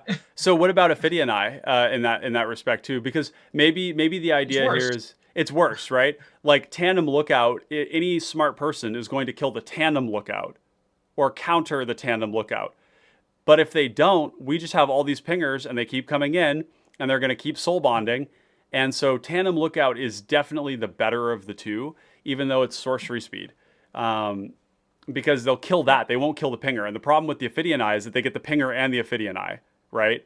Yeah, and the Tandem Lookout, I had a game round 2 where I played Third Path Iconoclast, and there was a player who was kind of a little threatening, a combo player, and I slammed a Tandem Lookout, paired it with the Third Path, and said to my opponents, I'm going to try to draw some interaction. And like that's not the greatest use, but it's not a bad use. But it's a bad use. You could attach it to a 1/1 and be like, I'm going to swing at you with a 1/1 so I can draw a card. Is that cool? And they're going to be like, yeah, dude, of course. Like, right? You work with the table. And if they block it, well, I'll get another 1/1. Yeah. Okay. I'm sold. The tandem. I'm sold on Tandem Lookout. So let's So it'll be let's do Tandem Lookout. Would it be? I mean, Quick Study is an option. Quick Study being instant speed is kind of nice because I think that's just it's not in because we haven't updated the deck. Yeah. So I've got that one there. I could see. Wait a second. Am I allowed to be confused? You said no to Cataxian Probe. Do you have any Glasses of Urza here? Oh, I don't have Glasses of Urza. That's in the sideboard. Can you at least in the sideboard replace that with Cataxian Probe, just so I...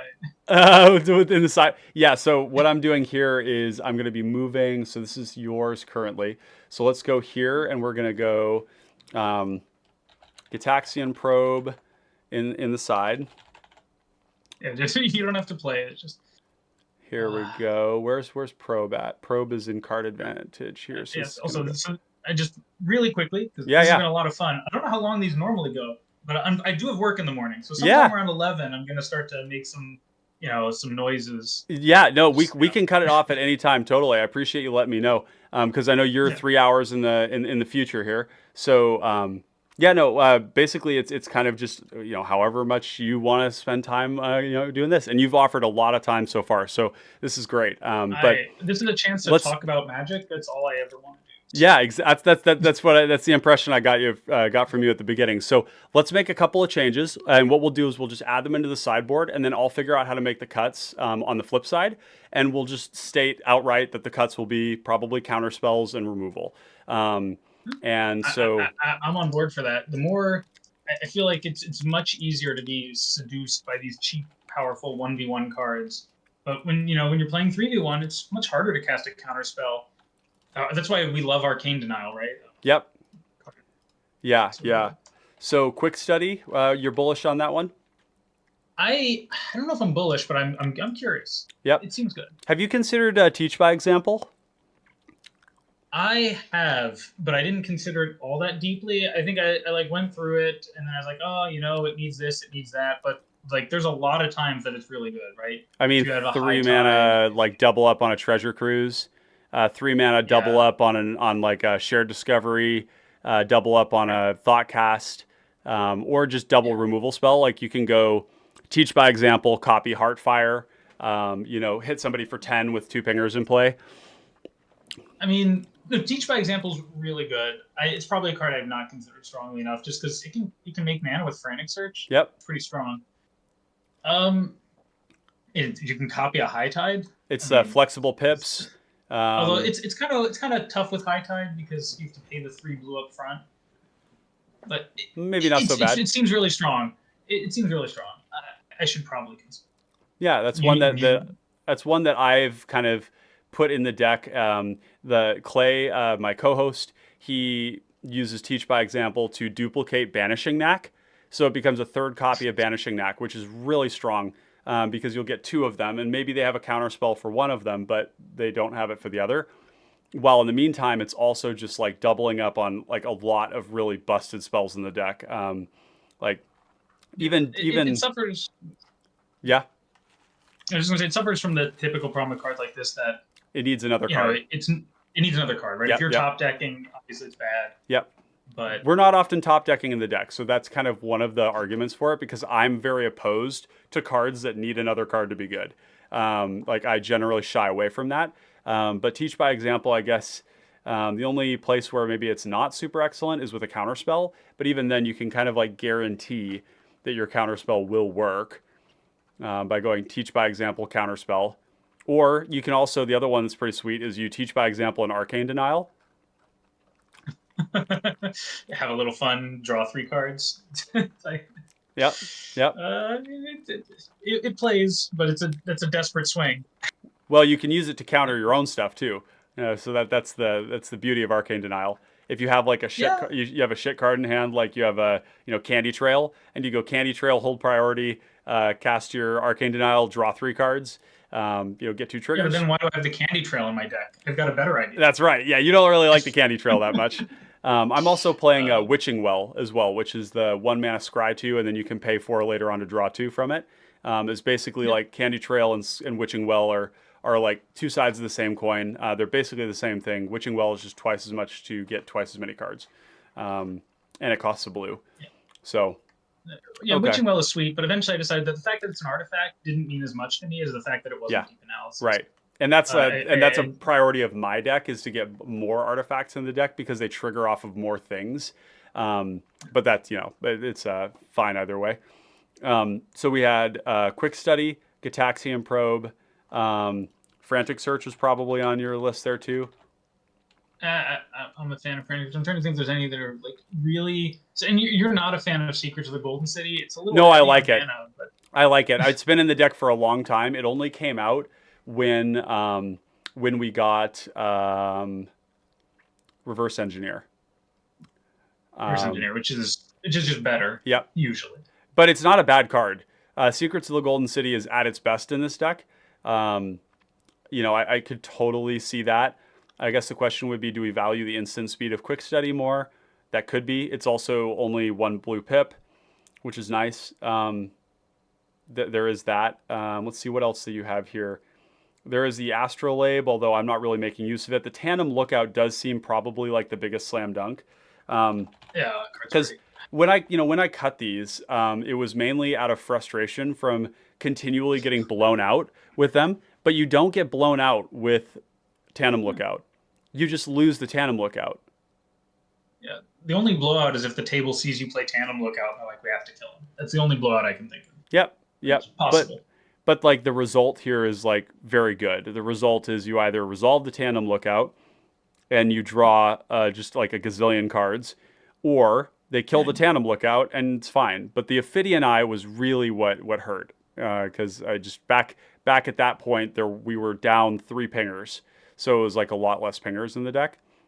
Now we're just up on them, and you're totally right. Like you will have a pinger and this card, right? So that one's a pretty slam dunk. And then the other cards were Impulse is kind of interesting. It's a big dig. Faithless Looting is another one. I'd probably be more inclined to play Faithless Looting over Frantic Search because the double cast. Untapping 3 lands is really nice though. I mean, it depends on how tight you find your mana is. I mean, Frantic Search is a combo piece. And if you're not going to use it as such, probably you should just play Faithless Looting. It costs you 1 more mana to get the flashback potential later on. And if you're not generating mana with Frantic Search, High Tide, or making Storm that you care about, I think you're right to play the Faithless over Frantic. Yeah, okay. And then Ashnod's Altar. I mean, well, you're not... I assume you're not playing it. If you're playing it, then good. We can slowly, yeah. Your deck well, that's I'm happy with that. That was one of the things I was really excited about for having you on. Is like this isn't so much about me. It's more about like for one thing, the decks that I build are a community resource. That's the goal. So we're always trying to iterate and improve on them to provide the best that we can for our viewers and for our listeners and whatnot. So I'm like not necessarily wedded to what I'm doing, and I'm always open to learning. Taking what other people are doing and integrating what makes sense. And I think in this deck, the Ashnod's Altar had a lot of applications that I really liked.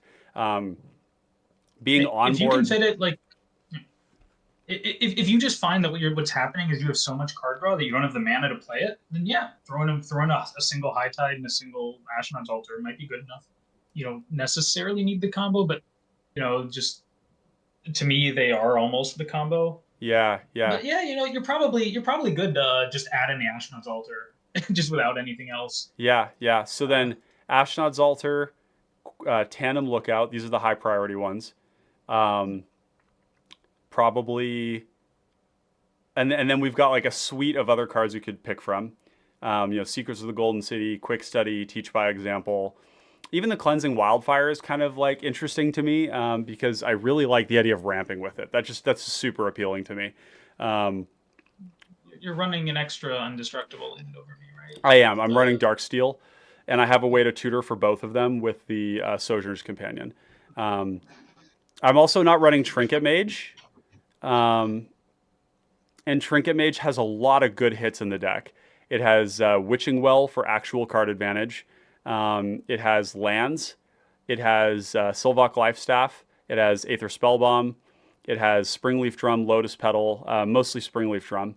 And then it has the lands, right? So there's definitely... I feel like it's a 3-mana tutor for cards I'm not especially excited to tutor for. Yeah, I have to really care, I think, about that 2/2 body before I want to play. And I think Downsize is a card I've been experimenting with. And the reason I put Downsize in the deck is that this is like Prismatic Strands in blue. So your opponent goes to swing, you cast this. If it resolves, you line up your blockers and you wipe their board. Yeah, it does require them to attack out, which they with a lot of blockers, which happens a shocking amount. I don't know if this is like the streamer problem, but like I have people suicide into me and lose their entire board all the time to like deal a little bit of damage. Yeah, I don't know exactly what it is, but gut players are notorious for me and just being like, I can't win the game against you, so I'm going to lose the game right now by swinging everything at you. And it's like, okay, I'll there's some weird dynamics there where I'm not sure exactly, like it's kind of planning for how people behave, not how I think they should. Does that make sense? It's kind of like like a behavioral analytics, not so much like a theory. Yeah, I mean, well, that's sort of a lot of how I built my deck, was built upon me observing that threats in hand tend to be less perceived as a threat. Right. So it's less obvious, right? The threats in play tend to weigh heavier in people's minds. So you want the threats in your hand on the stack. Totally. I'm going to give you my 2-minute warning. It's about to be this is great. This is great. Well, here, let's wrap it up. I've got your list. I've got the thing that we worked on together, which was kind of taking the cards out that you didn't like and putting the new ones in. Some of them were new cards like Quick Study and the Mocking Sprite. We didn't get to look at the Banishing Knack deck, but you've got that list and everybody else has that list as well. I'll be leaving those links in the description below. So after the video is done, I'll go and make sure to edit those in so that you can all see. Because really, the goal of this video was, first of all, it was just really fun to talk with you. Like you're a very competent Magic player. It was very clear watching the game that you have a very good grasp on not just the game, but the way that your deck interacts with the table, the way that people perceive you at the table. And it's that's really fascinating stuff because managing our perception at the table, or people's perception of us, is like the Everest of Magic when it comes to multiplayer.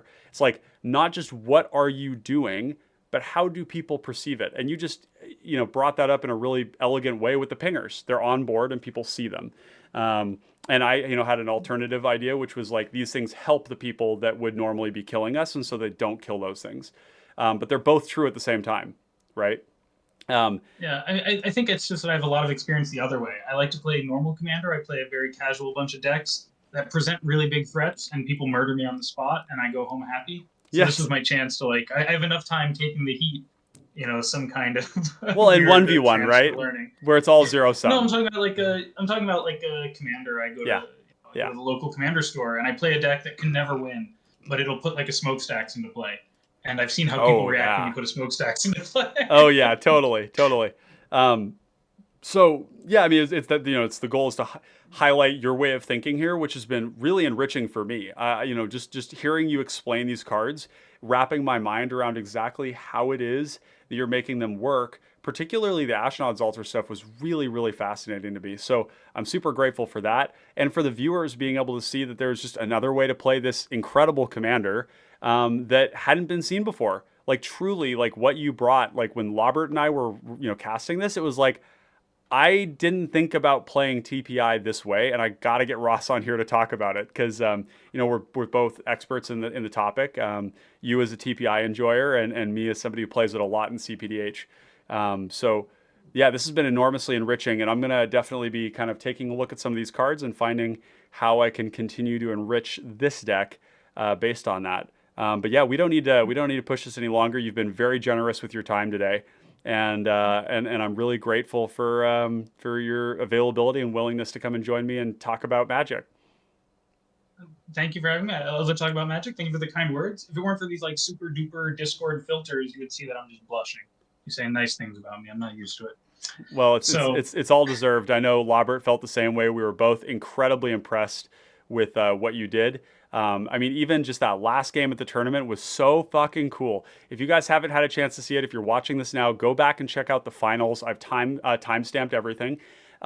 You had like one of the busted go-offs I've ever seen in TPI in the finals, and it was a sight to behold. Yeah, it was a lot of fun to do when you draw well in the finals. Yeah, that's what I was thinking. I was like, man, I would getting that hand in the finals, crazy, super cool. So Ross, do you have anything you want to share with people? Any final notes? Any places where they can find you on social media, such as the toxic place known as Twitter, or elsewhere? Anything you want to shout out? Unfortunately, I have almost zero social media presence. No, that's a good thing. I have no Twitter. Good. Facebook account I haven't logged into in many years. So if you want to find me, come to Philadelphia, say hi, send me a message on Discord. But I have no ability to advertise my Discord handle or anything. So I'll just say that's fine. And as somebody who lived and yeah, it's been a pleasure. As somebody who lived in the jungle for a year with no internet, really, having no social media is good for you in all ways. So you've already got that figured out. But the other thing too is we'd love to have you as an active participant in the Discord as well. Is it okay if folks reach out to you with questions about the deck and about Pauper Commander stuff in general? Magic stuff in general? As long as I don't mind, as long as I don't mind slow answers, because I check my Discord like once a day maybe. Oh well, I'm happy to. I'd love to talk Magics. Fabulous. Well, I'm glad to have you in the Discord. And with that, I do want to give a huge shout out to Dallas Walker. He may be in the chat here. The Prince X of Pauper, as he's listed down there. Dallas has for over the last more than a year now. Been a really staunch proponent to the format, using their presence in their local community to continue to boost the signal on Pauper Commander. In the competitive scene, has hosted 2 tournaments, both of which I've had the great honor of casting, and I do hope to be casting more of those in the future. So yeah, if you get a chance, I know me as somebody who does a lot of event organization and things like that, it always feels really, really good when people come out and say, hey, thanks for what you did. So if you get a chance, message Dallas. You can find them in my Discord. You can search them up there and send them a little thank you for running these events, because yeah, turning out like almost 40 people to a cPDH tournament is what's really moving the needle and putting this format that is so accessible, so interactive, so interesting, and so fun into the hands of more people. So thank you, Dallas. I also want to take a quick moment to thank all of the patrons who make this possible. If you do want to support the content, the best way to do so is by liking, commenting, and subscribing. These are the free things you can do to help put this into the algorithm so that more people find the content. And we've been seeing I'm about to dox myself there. Let's see. Oh my gosh, my Patreon got logged out. Why did it get logged out? Here, we'll just have to sign into this thing. One sec. There we go. Okay, cool. Bingo. The algorithm lately has been supporting us a lot, not because of our promotion, but because of people like you commenting. And basically, the algorithm has figured out what we do now. And that means that more people are seeing us through the recommended bar, through the sidebar, through all that stuff. And that's really been boosting our signal in a huge way. So just if you're here, if you're enjoying it, do that free thing, like, subscribe, hit the bell icon if you want to get notified when there are things that are going on the schedule that are not scheduled. That's a great way to do it. And if you want to take that step further and support us in a financial way, the best way to do so is through our Patreon, patreon.com/Common Connoisseurs, where you can find us at a $2, $5, $10, and $2, $5, $10, $20, and $50 level, all of which we try to deliver a lot of good value through that. I would shout the names out right now, but I don't want to hold you any longer here, and I have to log into another thing. So without further ado, thank you once again, Ross, for coming and joining and sharing all your insight on this. It's been a real pleasure. Yeah, thank you for having me. Again, thank you to Dallas for running the tournament. Yeah, well, and I'll look forward to chatting with you more in the future on this stuff. And with that, connoisseurs of fine common cardboard, thank you so much for being here today. I hope you have a great rest of your day wherever you're at, and we'll catch you on the battlefield. Peace out.